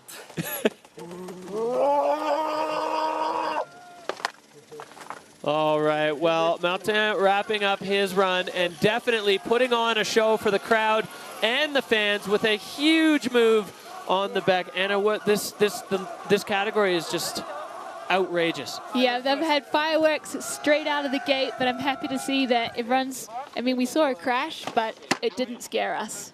He had it under control. These kids are doing some smart riding, and I think there's more fireworks to come. Oh, yeah. We are back up to the top with the reigning Freeride World Tour champion, peak performance and Scott rider, Vali Rayner. He won the title last year. This year, he's been bouncing around. Not quite the same level of consistency that we saw. Best result, a 4th at the second event in Kicking Horse. And he is another rider who is feeling kind of a mixed bag of fear and excitement coming into this run. There's the man in the hot seat, Oscar Mandin, with a banging run to kick things off. He's got those custom skis, and the Kitty Cats making their way onto the skis. You love to see this level of stoke from Oscar. He is delighted, and we're just getting word that we're waiting for a little bit of better light so that we have good visibility for these riders. You can see some of the competitors up on the ridge there, scoping it out. They're up in the sun, but the face is looking a little dark at the moment. Yeah, so a brief hold while we wait for light. Andrew, describe on this face specifically how important the good light is. Yeah, there's no trees over in Europe, turns out. So for all you North American skiers that love skiing in the trees, that makes it pretty nice when it's like this. If it's gray in Europe, you can't see anything. Those transitions, the bumps, the whoops, like you get played. Me and Cami Armand on the groomer today almost both took slams on the way down here because we couldn't see anything. Yeah, the flat light definitely playing a factor here. So we're going to wait it out until the riders can see as well as they feel that they need to. This a big part of the decision in the riders' hands that's in the gate. When they feel they can see well enough to go, then they will drop. So Vali Rayner, the next guy to go, and we will wait for him to give the nod that he feels he can see well enough. It's kind of rapidly evolving weather here. We've got some high cloud that's been in and out a little bit, and with the ski and snowboard women over on the Petit Bec, it's a little bit brighter. Snowboard men, sorry, especially the later half of the field, definitely getting into some of that darker light, which is what ended up putting us on hold before ski men. So Oscar's going to have to wait to see what Vali does. Yeah, really smart call by the organization to let the riders decide if it's good enough. It's really, really cool of them to do that. It's horrible when you have to drop into something that you don't feel fully confident or you can't see. And also when there's a little inconsistency within one competitive field. Like when the first riders hop out of the gate in decent light and the last riders have to battle with flat light, that's a tough pill to swallow. Yeah, so these heaving Verbier crowds are going to have to wait a little bit longer, as are you at home, as are we sitting here for the next couple of riders to go. But they are stacked up, racked up, and ready. The fans absolutely loving it. This village of Verbier absolutely packed to the gills with people. Everybody here for the same reason, to watch the Yeti Extreme Verbier dropping from the top for the first time in a long time. And I love how I don't know if they did this on purpose, but the angle of the start gate matches perfectly the angle of the mountain as it falls away. It looks like a natural extension of the top of the summit. There's not a lot of space up there, just squeezing in that start gate. And Andrew, we were speaking before about some of the flat landings that are hidden on this face. What does that mean as a free ride competitor when you have a steep takeoff and a flat landing? How do you adjust for that? Yeah, so as I was trying to explain earlier, it seems like every cliff that you hit on this face, it goes into a flatter and flatter panel of snow. You can kind of see how it's like a crashing wave from this angle right here. Every cliff that you hit, it actually gets flatter, and there's almost sort of wind deposits that come around the rocks. And if you come at those at the wrong angle, it's like landing in a parking lot, even though it's a 45-degree slope. Yeah, it definitely has a little bit of a perception issue because you look at it from the bottom and it just looks dead steep everywhere. But there are lots of little kinks and changes in the aspect and the direction that the slopes are facing. So you can see back there in the mountains of Chamonix, the sky back there clear. We're waiting for that clear sky to make its way over to Verbier to get above the Bec de Rosse so the riders can see properly Valley Rainer in the gate. This must be just a roller coaster for him standing in that start gate just waiting. Yeah, but it's good that it's up to him kind of making the call a little bit. It's really important that they do that for these athletes. When I dropped this morning, the light for Leo was actually pretty bad. And then within the next 5 minutes, it totally changed and got a little bit better. So there's definitely windows coming through, and it's definitely better at moments than others. So there we see the CEO, founder of the Freeride World Tour, Nicholas Hale-Woods, looking to the sky. They're waiting to make these calls, you know, and the stress on the organization committee as well, you know, waiting for light, waiting for the right snow conditions. Obviously, we're coming off a tough year here last year in the Extreme where we tried to go, it was too stormy, then we tried again and had the face peeled off by a couple of big avalanches that were controlled by bombs. A lot of stress goes into organizing these events. yeah, and it's really cool because as you do it more and more, you realize that they do have your best interests in their pocket. And like Nicholas is just as stressed about the light right now as those competitors up top. He's probably the only one that's as stressed as them. Yeah, grateful for the crew. For sure, yeah. The work that goes on behind the scenes at these events is just almost insurmountable. There's such a big crew of people working tirelessly from, you know, before the sun comes up to long after the sun goes down every day. The amount of logistics that goes into pulling off an event like this is just incredible. So yeah, big shout out to all the staff involved for, you know, making us sound and look good, as well as the riders and putting together this beautiful viewing area. Yeah, it's a lot of work. You've got the ops guys who camp out at night to make sure the equipment doesn't get damaged by the weather, the comms team that are staying up late to get all the good information out to you folks at home. It's really limitless, the amount of effort that goes into this. Big operation. A lot of moving parts. Well, you see the overhead view. There's a number of spots that that spectators can come and view from, and the locals have their little perches all dialed in. And you know, we saw before, your dad's out there with the fondue set up, and all of these people just looking for the big show. There's a night. There we go. We got a fondue going. The Swiss, I think, reigning world champions of the World Championship of Fonduing. So they know how to do it right here up in the mountains. These things are sort of portable. Some big backpacks required to get that gear up here on the slopes. That's all Kiwis cooking cheese there, though, so we don't know how well that's going. They're probably doing it wrong. I'm not sure if they've rubbed the garlic in exactly the right manner, but I'm sure they're having a delicious time on the side of the slopes there. The whole New Zealand Junior Freeride Tour pretty much runs on that little nook of people right there.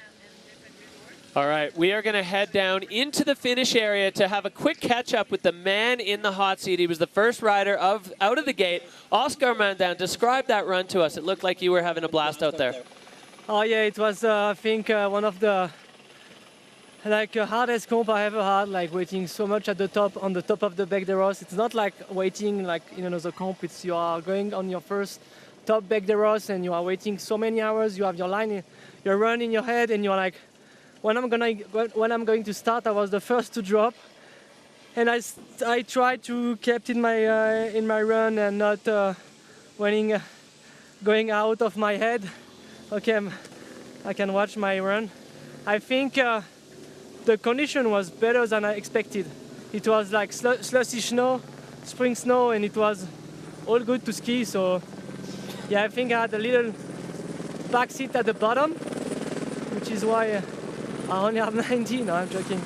But yeah, I'm super stoked to be at the bottom. And now all my thoughts are for my colleagues up there. Guys, if you hear me, just enjoy your run. It's gonna be good, guys, and we're gonna all be safe at the bottom together, having some beers. Oscar, you're one of only 2 skiers to successfully land that Xavier de la Rue cliff. What went into the scoping of that and the decision to get out there and send that one? You know, I was so disappointed of myself from Fieberbrunn. I really wanted to show what I was capable of. And if you look correctly, I didn't really take the de la Rue. I'm like slightly Lucas right, so maybe if nobody already eat this one, we can give it my name. Yes, it's not too bad. So Oscar, any shout outs you want to give maybe to your cats back at home? Are they watching? Yeah, of course my cats are watching. I have my mom watching at home as well. She couldn't be there today, so all my love is with her, and for my cats, of course. You can see them on the screen. And yeah, all my photos are for my friends from Morzine as well. I know they're watching, so I'm pretty stoked. So stoked for you, Oscar. Big ups. And Oscar, have you ridden the Bec de Ros in your free time before? Yes, I went like a few days after the Verbier Pro, but I was in the Central Couloir, what was my initial plan was. And so I didn't, I went to the top just to get the feeling, but it's nothing compared to what we had today. I almost threw up so many times at the top. I was so stressful, so stressful. All right, thank you, Oscar. Enjoy your time in the Dynastar hot seat there. You're going to wait for your compatriots up top to do their thing, but you're sitting pretty on a 90-point run for the first time down the back. An incredible achievement. Congratulations so far as we wait for Vali Rayner up at the top to see exactly what he's going to do. Still waiting on the little bit of flat light, Andrew. You know, it's so important. You said it's nice that it's a little bit in the rider's hands to decide when to go, and we're desperately hoping that these high clouds are going to clear out and give us a nice clean sky so the riders can do their thing. Yeah, if you're up home right now, get up off your chair, do a little sun dance, raise the roof, blow up in the air a couple times. We need it to clear. It looks like there's a little pocket coming now, but yeah, I want to get this show done. I want to get those boys down off the top of there. I'm sure they want to get down too, obviously. Yeah, anxious moments as we're waiting, but it does feel like it's brightening a little bit. We'll see what Vali Rayner makes of it. Yeah, and you could hear it in Oscar's description. I mean, those guys have been up there for ages. Like, we went on weather hold or this flat light hold as soon as the snowboard men wrapped up. They were flown up there on the original schedule, so they've been sitting up there for a while, and the stress and the nerves just building as there's no room, there's nowhere to stand up there where you're not looking down something heinous, whether it's the front or the back or both sides. It just drops away in every direction. So a hard place to keep your head right. Yeah, and I think just the biggest thing with all of that is, like, when I used to come and compete here, you'd come off the tram and immediately your stomach would fall for the rest of the week that you're here waiting to ski the Bec. I was Marcus's roommate right now, and definitely did some heaves this morning as he was waking up. Yeah, he was a little quiet this morning. I think the nerves are really coming into it. Yeah, there's so many angles that the nerves are coming at you too. You want to do well in the comp, you know, you want to do well in the overall, but you still have to ski off the summit of this beast before any of that other stuff can happen. And you can see the riders there, they're trying to keep their legs warm, just keeping moving as best they can while we wait out these high clouds. The light right now too flat for the riders to drop, so we're on a brief hold, hoping it's going to brighten up enough that they feel that they can get it done. Safety, the absolute paramount factor in all of this, and if you can't see where you're going on this face, it's not safe enough to run. So we're giving the riders every opportunity, and we'll wait it out. Oscar down there just catching up. There's his dad. Got to be a huge relief for both generations of Mandins as they are catching up in the finish line right now. Oscar and Martin Bender, the only two riders from the ski men's category to get on the face. Just waiting here for things to brighten up. And I am sure those two are very happy that they are at the bottom. Indeed. definitely not the most jealous of these boys up top right now. It's kind of that type 3 fun we were talking about earlier. It's not fun, and then you look back at it and there's some weird, twisted party that somehow likes it. Rene Barker could probably write a book about those feelings. Yeah, exactly.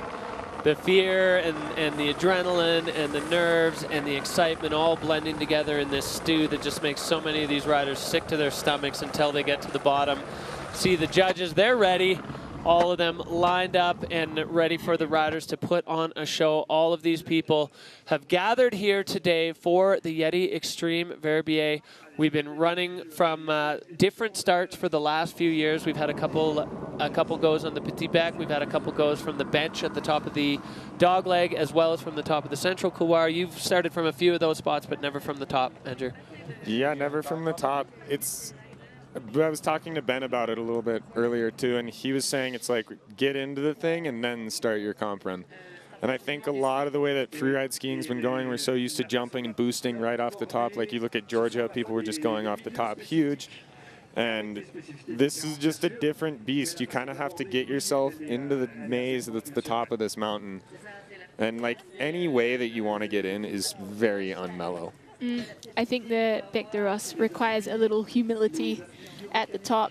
Maximum. Some, maximum humility and cautious riding until you know you're in the zone where you can open her up.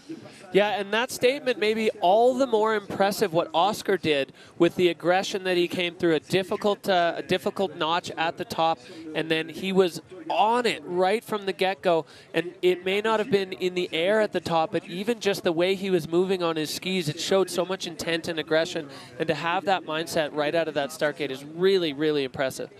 Yeah, and I think the smartest decision from Oscar is that he went into the Nar up top, and then the actual second part of that run is actually really fun. If I was going to go and ski the Bec for a good time, like those bottom hits are my favorite zone to ski. I got to ski over there my first season here, and that's such fun. Fun, really usable terrain. The top and the middle, I've talked to Tabke a lot about this. It's a big old pile of rocks, and it's very, very unusable. Well, we've heard from some of the riders, even just the route finding in that section, because all of the landmarks kind of look the same. There's so many rocks up there, and riders having to make sure they navigate in the right direction, because a mistake in angle or route has serious consequences on this face. As we see Vali Rayner, the reigning freeride world champion in ski men, is in the gate. We've just been on a little bit of a hold, waiting for the light. The heli's circling around. He's ready, trying to put himself in the right mindset. We're just getting a call that he is 30 seconds away from dropping, so we're just about to see Vali light it up here on the back, Anna. Can't wait to see what he's got in store for us. He's a really confident rider in technical terrain, so I think he's going to put something special together. Well, Vali last year delivering just such consistency. Valentin Rayner, here we go, sitting in 8th overall on the Freeride World Tour. He is the reigning champion, and while he's not in contention for the title today, a title on the Bec de Ros means almost as much to these riders. As Vali now going through those final mental and physical preparations to kick things off, a little bit of a chest pound.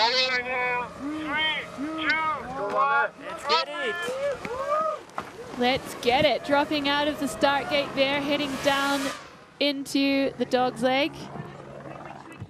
Just keeping some composure there as he finds his way through. Yep, and coming over here looking like he's going past the Rhine cliff. Gonna go get a piece of this Craig Murray Marcus Header side hit. Also a very fun looking feature from the top. And with the 360 to the left side, whoa, a little bit of a back slap, but regains control. Impressive recovery there. He's making his way over into the dog's leg couloir. And you can see him passing one of the members of the safety team. There's doctors, patrollers, guides, and ski dudes all over, but they're doing their best to stay out of the rider's way. Tidy air there as he makes his way over to the looker's right. Oh, and we got another contender for the money booter. Yeah, all the way across for Vali Rayner with a 360, holding on. Perfect landing in the fall line. Now Vali just trying to control the speed on that right foot as he gets all the way across. A great entrance into that area for Vali Rayner. Yep, and there's a cool little double here off the first piece and off the second one. Same one as John Powell. Going huge Beautiful there. landing, coming out hot. He's done. That's his first time he's ever dropped in on the Beck, and he's got to be feeling excited after that one. Couple of little control issues, but some really fine skiing from the guy. And especially after such a long hold, and you can see, I mean, he's been straight lining for ages, and the finish line is still so far away.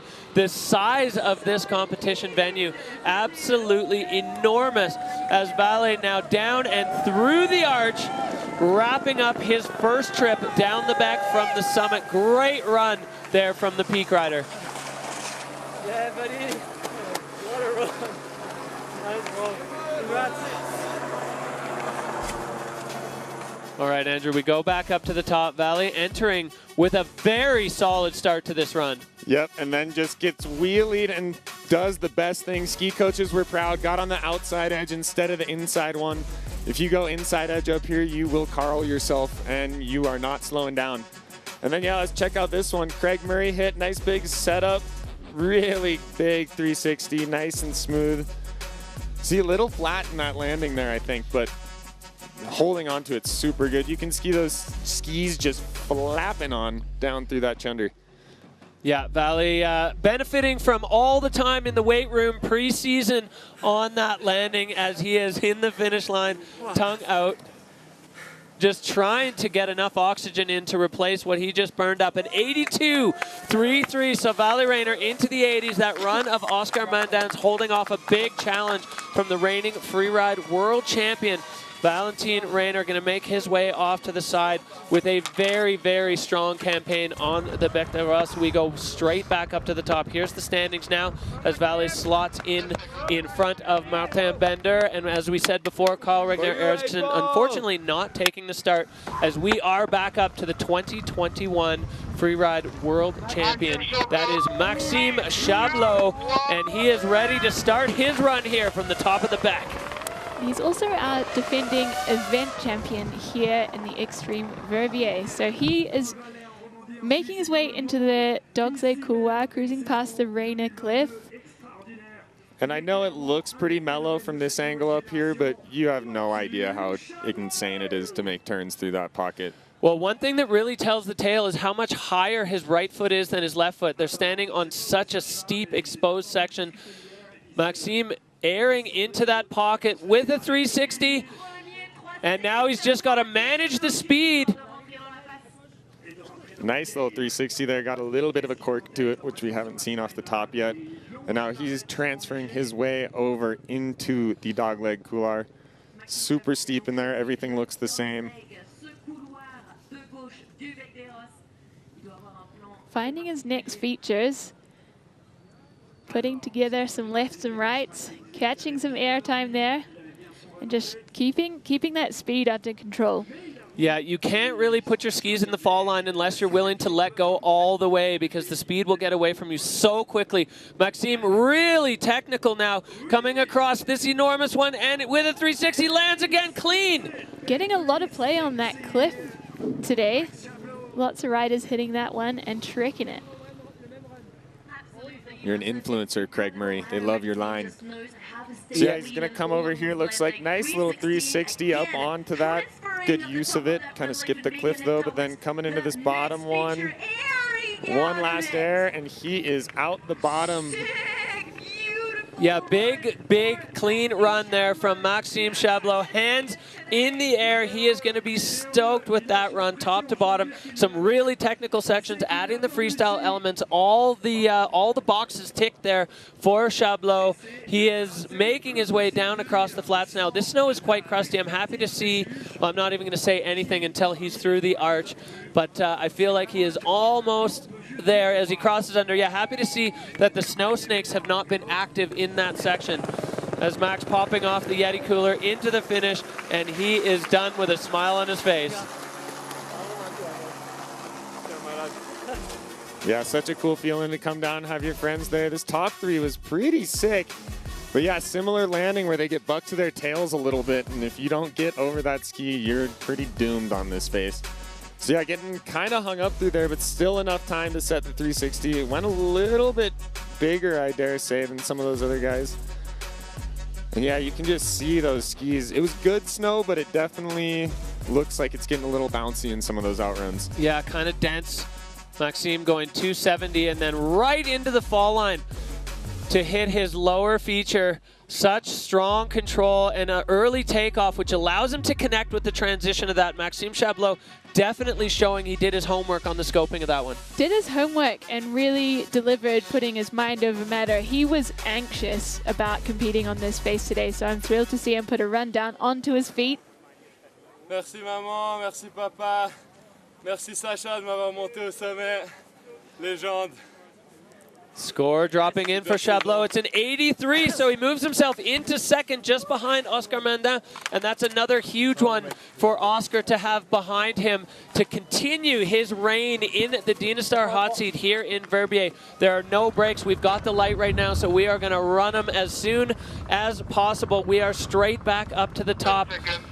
This man is oozing style. He's got such a great spirit. The freeride spirit, I think, alive and well in Finn Billes. Standing on the top, a couple of final breaths as he readies himself for his first trip off the summit, as it is for the entire field here. And Finn Billes now dropping in on the back. Dropping in and heading off down towards the lookers right of the venue. A super spicy entrance, looking really confident as he skis down the ridge.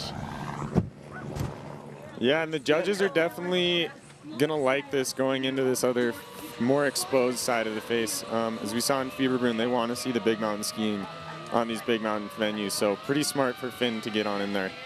Yeah, he was saying earlier during face check that he just felt like he kind of had to go over there to give the Beck its due. He wanted to be into the heart of it, and that is exactly where Finn Billes is sitting now. As we pull back the camera view, you can see what he's traversing above, airing off that little blade feature with a nice turn. The slough ripping down as Finn Billes just into the heart of the Bec des Roses. And managing to handle that slough, looking pretty fluid through the central here.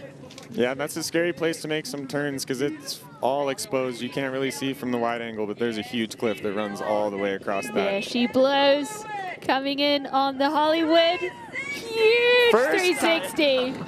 That is, Andrew, you just said a world's first. Finn Billes tossing a 360 off the Hollywood and landing absolutely perfectly. Now picking up a gutful of speed, white rooming himself. Hopefully he can still see where he's going. Taking that one super deep, carrying so much speed here. Another three. Cross court, so smooth from Finn Billes. Wow, well, Finn Billes coming from that slope style background, but he's got a whole bunch of freeride experience, and he just put it all to use on the Beck. An incredible display of skiing there for Finn. Hand in the air, he's gonna be elated. Yeah, that was a special one to see. I've been waiting for that for a long time. Ross Tester and I used to joke about spinning the Hollywood. He thought it went, I didn't. And Finn just proved that it goes. Coming in switch like always. Legend. Kiwis rejoice. We are rejoicing. So talk us through this replay. Yeah, so up at the top there, that air, it's only 5 feet tall, but man, it's a scary one. You do not want to fall. And then he actually got quite a bit of slough moving here. Really, really hard to come back across your slough like that. You can see him kind of get white room there. But yeah, I hit the Hollywood this morning, and man, there's no way I would have 360'd that, and it was sick and perfect, and it's done. That's progression right there. And the bottom one was insane, too. Look at him pop off the tails. That was nuts. It looked like coming across on that left foot that it was kind of bouncing him, and the little wind feature before looked like it might have bounced him out of balance, but instead of getting freaked out or pushed out of balance, instead he just did a perfect cork 3.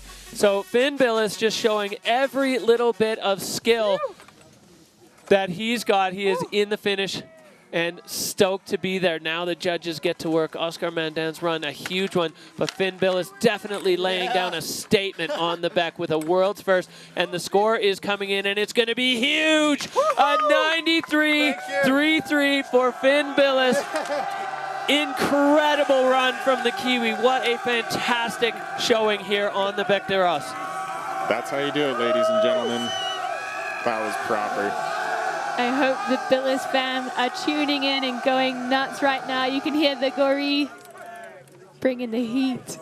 Everybody loved that. So here we go. This is where we sit right now in the rankings. Finn Billis on top, Oscar Mandin in second, and then Valley Rayner just behind in third place. Or sorry, Maxime Chablot in third place. But we are straight back up. Tenla Katsuno, the young Japanese rider out of Niseko, delivering some of the most memorable performances in his rookie season on the tour, and he is going out with a bunch of speed right off the summit.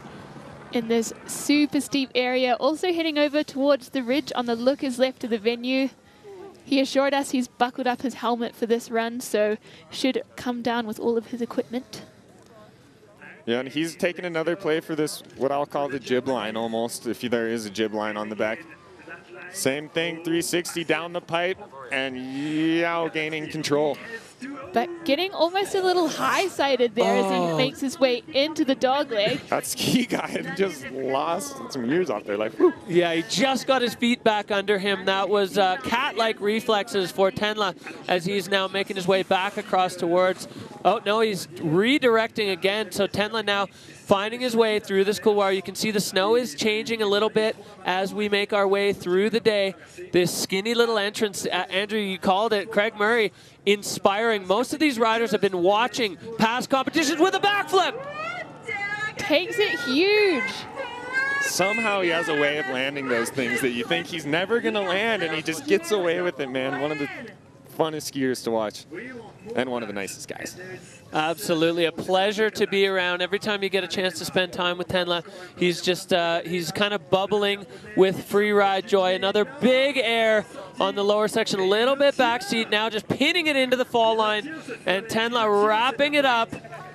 Wow, well, we are seeing a few riders take on pretty much the same line there out there on the right-hand side.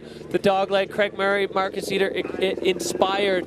And why wouldn't you be inspired by that? It definitely seems to be working out for these athletes. Yeah, and you're also inspired by it because it's the only one you can see from the top that looks appealing. Money booter!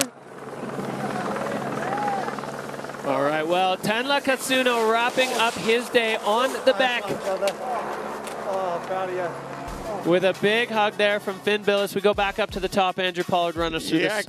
Crazy takeoff there. Super steep if you guys spin. And then just full cowboy here out the bottom. And look at him almost going to the ski guide. Wow. Pulling it together, though, and then resetting right here. And then maintaining his composure for the rest of the run, but you can see there's hidden sharks everywhere on this face. Like, you come over a roll and he smoked one right there. And then just lining up big old backy here. Enormous. And then look at this, dude. So flat, gets smushed, but somehow rides away. So a bit of a backseat landing maybe, hidden a little bit by the clouds.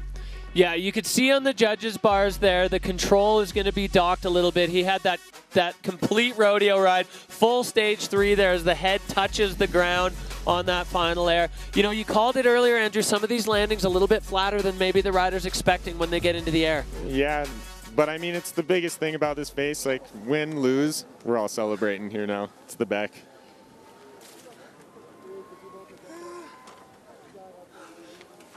Thank you, arigato. All smiles in the finish for Tenla Katsuno. So 69.67, dropping him into 5th. The judges having their say perfection is what they're looking for, and especially when you're comparing against what Finn Billis did, where it was just letter perfect top to bottom. That's what it's going to take.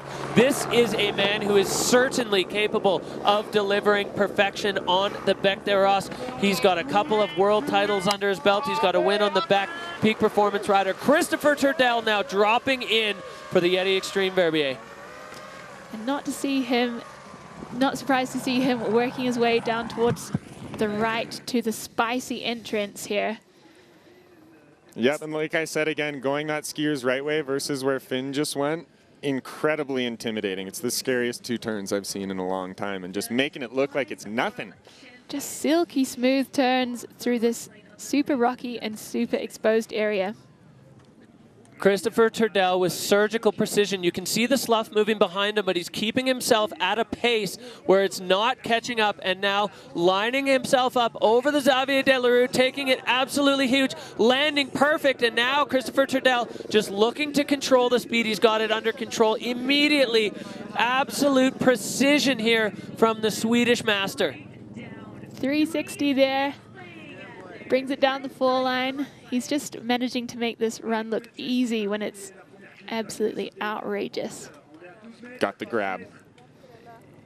And yeah, he's coming over more on this looker's right side. Like I said, this terrain is really, really fun. Coming into this Leo Slemmet cliff. My odds are we will probably see some upside down action from the man. And yeah, there we go. Big back slap. Not a clean landing though. So disappointing. Oh, and you can see Christopher Turdell, the body language there. He is upset as he just got bucked coming out of that backflip now over the rocks. And Christopher Turdell now down into the belly of the beast. Oh, and just getting a little bit inside there. I think maybe a bit rattled after that. Yeah. Yeah, that run was looking easy until it wasn't. Yeah, and really big props for going off the big side of the Zov cliff. Like, that's a super gnarly air. We all joke about that one being the gnarliest one on the face. And a shame for Turdell today for going down, but probably a good thing for the fans, because I'm sure he'll probably keep competing on this thing until he wins it. So, yeah, you might get more Turdell. If he would have won, he would have retired with all the other guys. But yeah, Christopher. I bet he'll be back. Christopher is going to have some hunger there as he comes through the finish. The crowd loving it, but Turdell unfortunately not having his day. That's why I'm not a betting man, because my money was probably on him today to win the things. I think a lot of us were. Well, let's look back, Andrew. This top part was just so perfect. Coming into the really difficult section. Yeah, just super gnarly there at the top. There's so much rock below you. None of it's clean if you fall, and just making it look like it's nothing. So smooth there. That's where he shines. Then, yeah, again, the big Zov cliff into the looker's left side from where Oscar went. That's a big air. I think Mikkel is the only one that hit it before. And yeah, coming over here.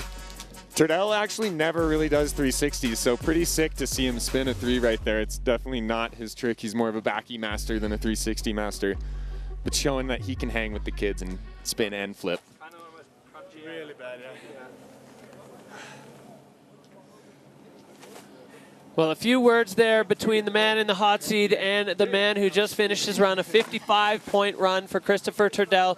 So he is not going to be challenging for the podium today. As you said, uncharacteristic and unusual to see Christopher Turdell fall in a comp run. It doesn't happen very often. You can see it almost maybe look like it surprised him as much as it surprised us. But we are going right back up. Finn Billis, Oscar Mandam, Maxime Chablot. That is your 1, 2, 3 as we are going back to the last man to win a Freeride World Tour competition. Ben Richards showing an absolute mastery of the fall line with that victory in Fieberbrunn. 24 years old, sitting in 3rd overall.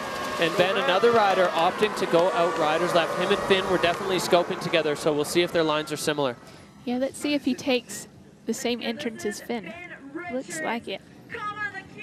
Based on what he was saying this morning, I think he was going to take that same Finn entrance. Going around where we were talking about Turdell coming in, you can see it from there. He's got to do 2 little side steps here, and then it's like stepping off the edge of the world. Into the abyss of the Bec de Ros. Yep. So Ben was saying that he's using the top of the face as a bit of a setup, and then he only considers his comp run on once he's ready to take some airtime. Yeah, and I think that's a smart move. Kind of get yourself into position and then rip it out. Shout out to all the treble cone kids watching your coach right now, too. Learning from the best, he's making his way down here, finding his first airtime. And yeah, you can see that slough kind of pouring in from the right side. That's definitely a spot where you can get swooped, and he making good work of not getting pushed down those cliffs. That was a huge save. All right, now Ben coming into the Hollywood. We saw Finn spin this. Ben taking it deep and landing perfectly, getting on the right foot just to shed a little bit of speed before this lower section. As you said, Andrew, it flattens out, but it is nowhere near flat, and you can see from that aerial view, it's still a maze of rock. Ben just holding on now, trying to control his speed. Huge 360 there, and riding out so relaxed. Yeah, beautiful 360 off the Vadek Cliff, the Butter Cliff that Marcus opened up a couple years ago. Yeah, that's the new spot to do tricks. Really good run from Ben, though. Maybe didn't have the fireworks after Finn kind of just blew up the Hollywood for the rest of the day. Well, yeah, once somebody is spun it going off it feels a little anticlimactic, but Ben Richards with a front flip into the finish, perfect. And that is why he is the people's champ, folks. That's why he's your favorite skier's favorite skier. Oh, that was like fun. Yeah, and really cool to see those guys both passing off the hot seat to each other. Yeah, exactly. From last time in Fieberbrunn to now, big hug. So here we go with the replay of Ben Richards' run. Yeah, and looks like the slough really kind of came into play there. It seemed like Finn didn't get as much of it, but Finn also stayed a little bit to that skier's left side and was out of it a bit. And then, yeah, here's a good angle of the Hollywood. It sticks out so much further than you think it does. Such a scary air. And sick 360, kind of squeaking it around, and perfect landing on that. Yeah, I love that. With no real lip to pop off, Ben just lifts his feet and sets the rotation the exact right amount that he needed. Such a direct line there for Finn, or for Ben. I love that he just lands that one and then just rides out straight. Team Wanaka. That was heavy. Here we go, the score dropping for Ben Richards. He's into third with an 85.67. So there's only 2 men left at the top. That means no matter what happens, we are going to see Finn Billes on the podium on the back. So extremely exciting there. Oscar Mandin holding down second. Ben just bumping Maxime Chablot out of the podium spot. And there's only 2 guys to go. And this is where title intentions are starting to be in play. Marcus Gogin, if he wins today and Hitzig is 4th or less, then Marcus is world champion. But I think right now he's not worried at all about a world title. He is worried about dropping in on the Bec des Roses. The young Whistler rider has had a stellar season on the tour, and another rider heading out here to the left and getting things started. Working his way down to the lookers right of the venue, opting for the spicy drop in here through this enormous exposure, backing himself to lay some turns above all those rocks.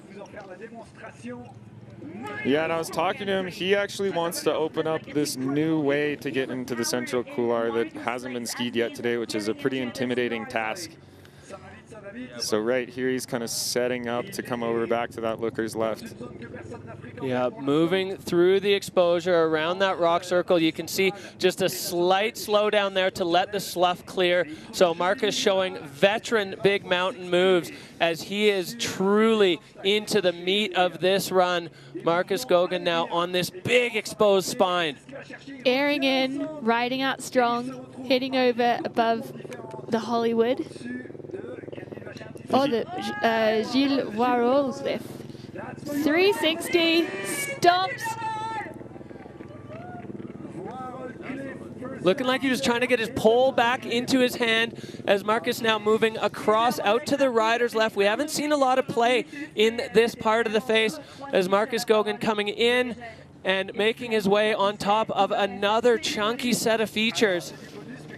So here we go. This is into the Macintosh nose zone, made famous by Ian McIntosh, who hit the nose on the left there. But Marcus has something else planned here, setting up, making the turn, and then he wants to double here. Bouncing and stopping! Marcus Gogin with a brand new line on the Bec des Roses and the absolutely enormous triple. Unbelievable line there. That was so much bigger than it looked. Holy guacamole. The judges got their work cut out for them. The second block of that triple is dead vertical, and you carry so far out with how steep it is. Marky Mark. Based. Nice one, bro. That was sketchy. That was huge. Wow, what are the judges going to do with it? Wow, that was scary. Wow. Marcus, the king of the sound bites in the finish line. So we go back up to the top in this huge exposure, Andrew, and Marcus just handling it. Yeah, you can see the slough just pouring off the cliff there. He's coming down in. It's this cool little spine feature that he got onto that's actually above the Hollywood. We'll see if we get a wide angle of it, but this is the Gilles Voirol cliff. I want to say that that's only been Lincoln looped by someone, but no one's ever done a 3 off that. And yeah, lost his pole there, but this double, man, he wanted to name something on the face, and yeah, we can call this the cheeseburger. Look at the size of that thing. Oh my goodness. And how does he land that stuff, dude? I need to hit the gym. The two biggest airs of the day, back to back. That one enormous. Marcus just catching the end and bouncing again off. He was in the air far more than he was on the ground on that one and just making it look easy. Like you said, he's so strong, and the technique required to not be backseat. You know, we've seen moves like that not work out for riders on the Freeride World Tour in the past, and Marcus just handling it like an absolute ski god. Yeah, interesting to see what they're going to do here, because Finn's was definitely a little bit on the cleaner side with the little loss of control when he was gathering his pole there. Martin, you're a psycho, But I mean, bro. the line score You're a was psycho. out of this world, so yeah, they're going to give it to him. Oh, they loved it. 96 points for Marcus Goguen. Wow, and it's on. Max Hitzig is at the top. Holy moly. Well, Finn Billis had a good long stint in the hot seat, but the judges showing that the big airs on the Bec des Rosses is what they want to see, and the two biggest airs of the day back-to-back in a double. So here we go. This is it, the last run of 2024. Max Hitzig leading the rankings. He is on course now, and Max Hitzig going in hot. Coming into a different part of the face there, working his way past the Rainer Cliff, and looking like he's going to try and enter into the central couloir from this spicy little corridor. Yeah, and opening up that entrance for the day, the judges are going to love that, entering right where Ben and Finn entered. And yeah, here we go. Taking an air huge above all this exposure below him. Unbelievable. Looking perfectly in control. Max Hitzig handling that. You don't see many people airing into the central. And now Max coming down above the Hollywood, lining it up, getting his last vision, and pumping off the Hollywood cliff with a perfect landing. Stomping it, just taking it easy, making sure he's really strong. 360! Big 360 there. Looks like a clean landing. We didn't quite catch it, but he's riding out strong. And one more feature last for him to make his statement here. And going way bigger than everyone else. Oh, with a little bit of a back slap. A little bounce there, but a huge run from Max Hitzig going into some uncharted territory on the Bec des Rosses. He is your current leader. We've got a man in the hot seat with a 96. The drama building here as Max Hitzig now just cruising across the flats. That is it for runs today in the Yeti Extreme Verbier. It's in the judges' hands, both the event and the world title. What a time to be alive. These two, man, in my opinion, are the sickest two that have come through this sport in a long time. So really special to get to watch this with you guys. And yeah, that angle makes that look like a chill little 15-footer, but I can't even tell you how scary that would be to go that big up above the Hollywood. Above all that exposure. Probably the best landing we saw all day off the Hollywood. Hitzig, and then directing way out here to the skier's right, floating this lofty 360. Wow. I'm pretty speechless right now with what went down. And the only critique that you could have with the whole run was this landing right there. And he didn't really slap his back on the ground, more of a bounce. But the judges saw the bases of those skis, so yeah, maybe it's going to be a hard one.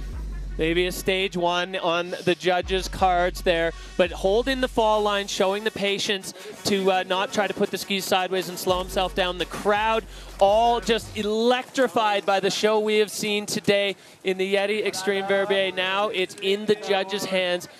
Hitzig has his hands together. So tense. Marcus still just cracking jokes there in the Dynastar hot seat. These people, well, they've got the fate of the ski men's category in their hands, but everybody, all smiles, all hugs. I want to mention right now we have all the riders down at the bottom safe and sound, which is huge, starting from the summit of this absolute monster. Here we go. The score is coming in for Hitzig. It goes a 94-6-7. Max Hitzig. Say hello to the new world champ, baby. I'm so excited, man. 1 and 2 right there. Like I said, that's the future. Those are the two of the best kids I've ever seen come and do this. So, wow, what a special day. Yeah, a huge one there. So that means that Marcus Goguen is a champion of the Bec des Rosses and Max Hitzig is the champion of the world. Both of these accomplishments absolutely massive. Everybody safe and sound and stoked as the good vibes are starting to flow now here at the bottom of the back. Yeah, this is why we do it, folks. Like this feeling right here, those guys. That's the best part. The best bit. Thanks for Well, we just let the atmosphere soak over us. All right, we're going to take a look at what happened today in ski men. So Marcus Gogan taking first position here on the Bec des Rosses, followed by Max Hitzig and Finn Billis. What a podium. Oscar Mandan's powerful run slides into fifth position with Ben Richards, fourth position with Ben Richards in fifth, Maxime Chablot in sixth, Valley Reyna in seventh, Tenla Katsuno in eighth, Christopher Trudell and Martin Banda down there at the bottom of the pack. The runs didn't go their way today, but what a show. Oh, just incredible riding from all of these athletes. I'm so stoked to see all of them down safe. You look at the grins on their faces, that adrenaline dump there. You see bronze medal to Finn Billis, silver medal to Max Hitzig and Marcus Gogan of the Whistler Freeride Club, locking down a win on the back from the top. All three of these men, absolute heroes for what they've done on the Bec des Rosses and truly raising the bar again. I'm so happy I'm not competing with these guys anymore, man. Unbelievable. All right, we are going to see what exactly that did to our overall rankings here on the Freeride World Tour by peak performance. We see the world champion, Max Hitzig, with a just incredible season of consistency. Marcus Gogan sitting in second spot overall, and Ben Richards holds on to that third spot, just edging out his Kiwi countryman for fourth. Finn Billis, Christopher Trudell rounding out the top five overall. What a show we just had here. The snow conditions on the back, as soon as we arrived in Verbier and saw it for the first time, everybody had a feeling that it was going to be fireworks, and it delivered in spades today. All four categories just blowing the doors off. Yeah, and if you talk about the level, you can 360 the Hollywood perfect and you get third. So Unbelievable scenes here in Verbier, and I think just so thrilled to have all the riders down safe, happy, already drinking a beer. Well, as well they should. They have certainly earned it. The crowd loving it. We are heading down to the finish area to catch up with our brand new Freeride World Champion, Max Hitzig. What a run, what a season. How are you feeling right now after the day you just had? Yeah, I can't believe it right now. I was standing on the top and I heard through the radio that Marcus is new leader, and I knew I have to go for a podium ride. And well, my knees are not working right now. It's just amazing. Can't believe it. I'm so happy. Well, an incredible display of skiing there. You went into a brand new zone, and Max, just all season long, you've delivered these runs. The performance today looked, I mean, you said it was going to be scary on the top. How are you feeling before you dropped in, just in terms of your run? Well, I saw the other runs and I thought, oh shit, I'm not sure if I can go for another podium this time. But yeah, I knew I had to do it when Marcus is in first place. And I just said I trained so many years, and this is the run I have to bring down on the podium. And yeah, it worked, and I'm so happy. Fuck yeah. So I gotta ask you, what's your secret weapon there, Max? How do you keep landing all of these runs? I don't know. I just checked out this line. I knew it's not the best line, but I wanted to ski it because I thought it's fun, and I think that's the main part in freeriding. Just have fun and do whatever you want to do. You're about the only one that would say that top air looks fun.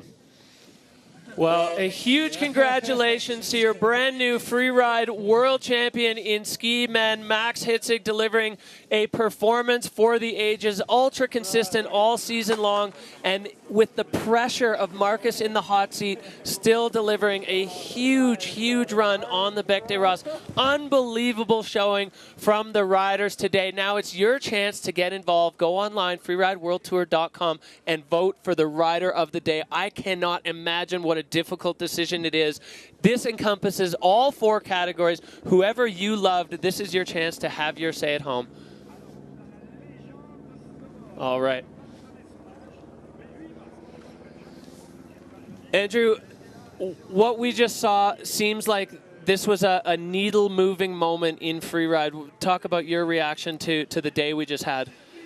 Yeah, that was really, really special to watch. When it started graying out there, I was pretty sick to my stomach for the boys up top. I knew what everyone had planned, and I knew they wanted to push the bar a bit. And it just shows where the sport's at right now. Like, all these kids came up through the juniors. They all know what they're doing. It's not the loose cannon program that it used to be or what it might seem. Like, that was really calculated skiing out of every single person. And, like, crash or fail, like, that was super inspiring to watch. And I'm so stoked for all you guys. Yeah, I'm really happy to see, and you and I talked about this a lot, there weren't a lot of scary moments today on the Bec. This is a scary face with real consequence. And, you know, a couple weird backseat moves, but the riders handle it. But not terrifying to watch, which I'm appreciative of. Really happy to see that the riders plan their crashes for non-consequential areas. We really appreciate that. Yes and no, though. Like, everyone skied super gnarly. There were lines that went down that never have. There was tricks that went off of stuff that people are normally scared to straight air. So the bar got pushed dramatically, and it was in a way that I'm super stoked on for everyone because it was smart. Back in the 90s and early 2000s, it was like, take the biggest thing to your back, and that was... That was not that today. That was smart, calculated skiing. Stoked for all the guys. Yeah, the judges these days demanding perfection, and that is what we saw from the top riders in all 4 categories. You know, kicking it off with snowboard women, Erin Sauvé with another huge statement, backing up the win from Fieberbrunn. Incredible performance there. Unreal. Her airs were enormous, and Nuria Castan-Baron's riding in between features was incredible. Super impressed with the way that snowboard women have stepped up this year. And then the ski women, it was fireworks. The fairy tale ending for Hedvig Vessel, coming back after a year off to reset and rebuild, and you know, locking in a title after 3 times being runner-up in a row. That was magic for ski women. And we saw, again, the bar jump up with a double backflip attempt from Manon Loeschke. Yeah, something's in the water. It's changing, and it's really cool to see. Yeah, and then we moved on to snowboard men. The first time we didn't see Victor de la Rue win an event this year. Jonathan Penfield with just a magic run, super smooth. The freestyle at the top, I mean, the judges love that when the riders back themselves right at the top of the face. Yeah, that was a super committed move and just a very smooth run from top to bottom. But I would also say some of the crashed runs in the snowboard men's field were fire. Oh, Timmy yeah. Schroeder, Victor de la Rue, just blowing the socks off there. Maybe they will stick it next time. All right. Well, I mean, we've just seen the most magical show on the Bec des Roses. Andrew Pollard, first of all, I want to thank you so much for being here. It's been an absolute pleasure having you in the booth and a real privilege to share your time with us on tour. We put together a special little feature. Oh, God. Andrew Pollard, ladies and gentlemen. No. Hey, Andrew. Hi, A-Paul. Hey, Andrew. Yo, A-Paul. Hello, hello, Andrew, aka A-Paul. I just want to say thank you for all the wisdom you've given to me and to a ton of other riders.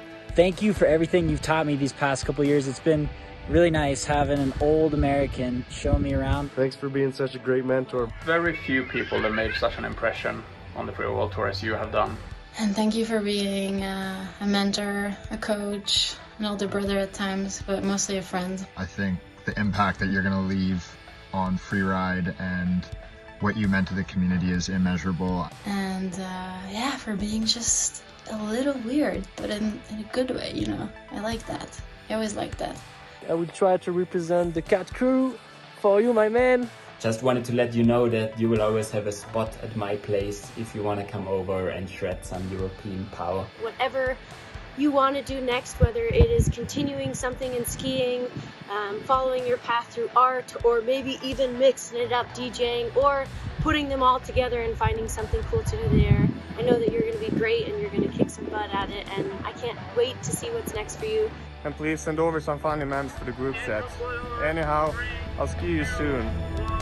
Andrew Pollard, though, 28 years old, has been lighting it up on the tour since the moment he arrived here. Stylish, fast, smooth. Everything he does is fun to watch. Look how easy he makes everything look. Well, he is Dr. Smooth. Just flooring it out of the start. Andrew Pollard makes the impossible look easy. Pollard putting it.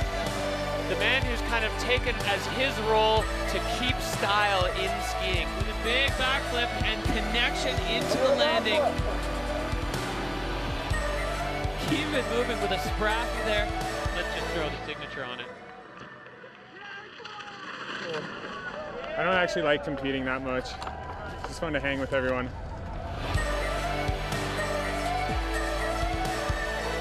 Well, I wasn't really ready for that. Yeah, thanks for all the kind words, everyone. I'm fucking crying now. Yeah, it means a lot. Thanks to the organization for keeping this junk show, this traveling circus alive. It's a great group of people. Wouldn't have it any other way. Thank you, Andrew. Thank you, Anna. Thanks to all of you at home. It's been a magical season on the Freeride World Tour. We are done and dusted and out.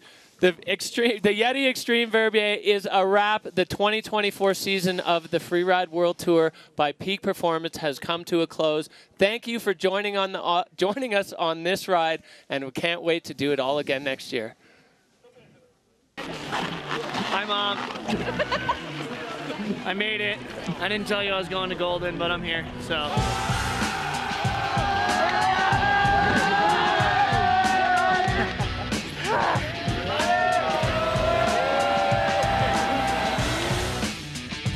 Well, enjoy the beers now. Oh no, fuck, you don't drink. Fuck. Whoa! Whoa! Whoa! But let's party! Alright, ski fast, have fun, motherfucker. Ski fast, have fun, motherfucker.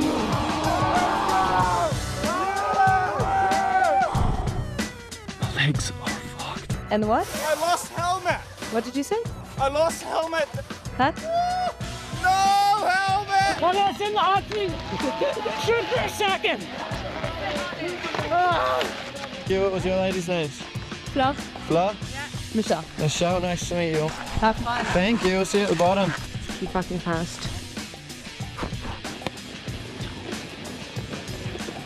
Top to bottom, Manon Lowski. Oh! Yeah, we got some mom cam going on here in the hot seat. Well, do you want some Jaja? We're good for now. Oh, if you can say Victor Delerue, not Delarue. Delarue. Nice. Holy shit, let's go. Oh, no! Oh! Oh my God. Yeah, I don't know how I managed to pull that together. That beautiful mustache just really popping on camera here. I'm so glad that's over.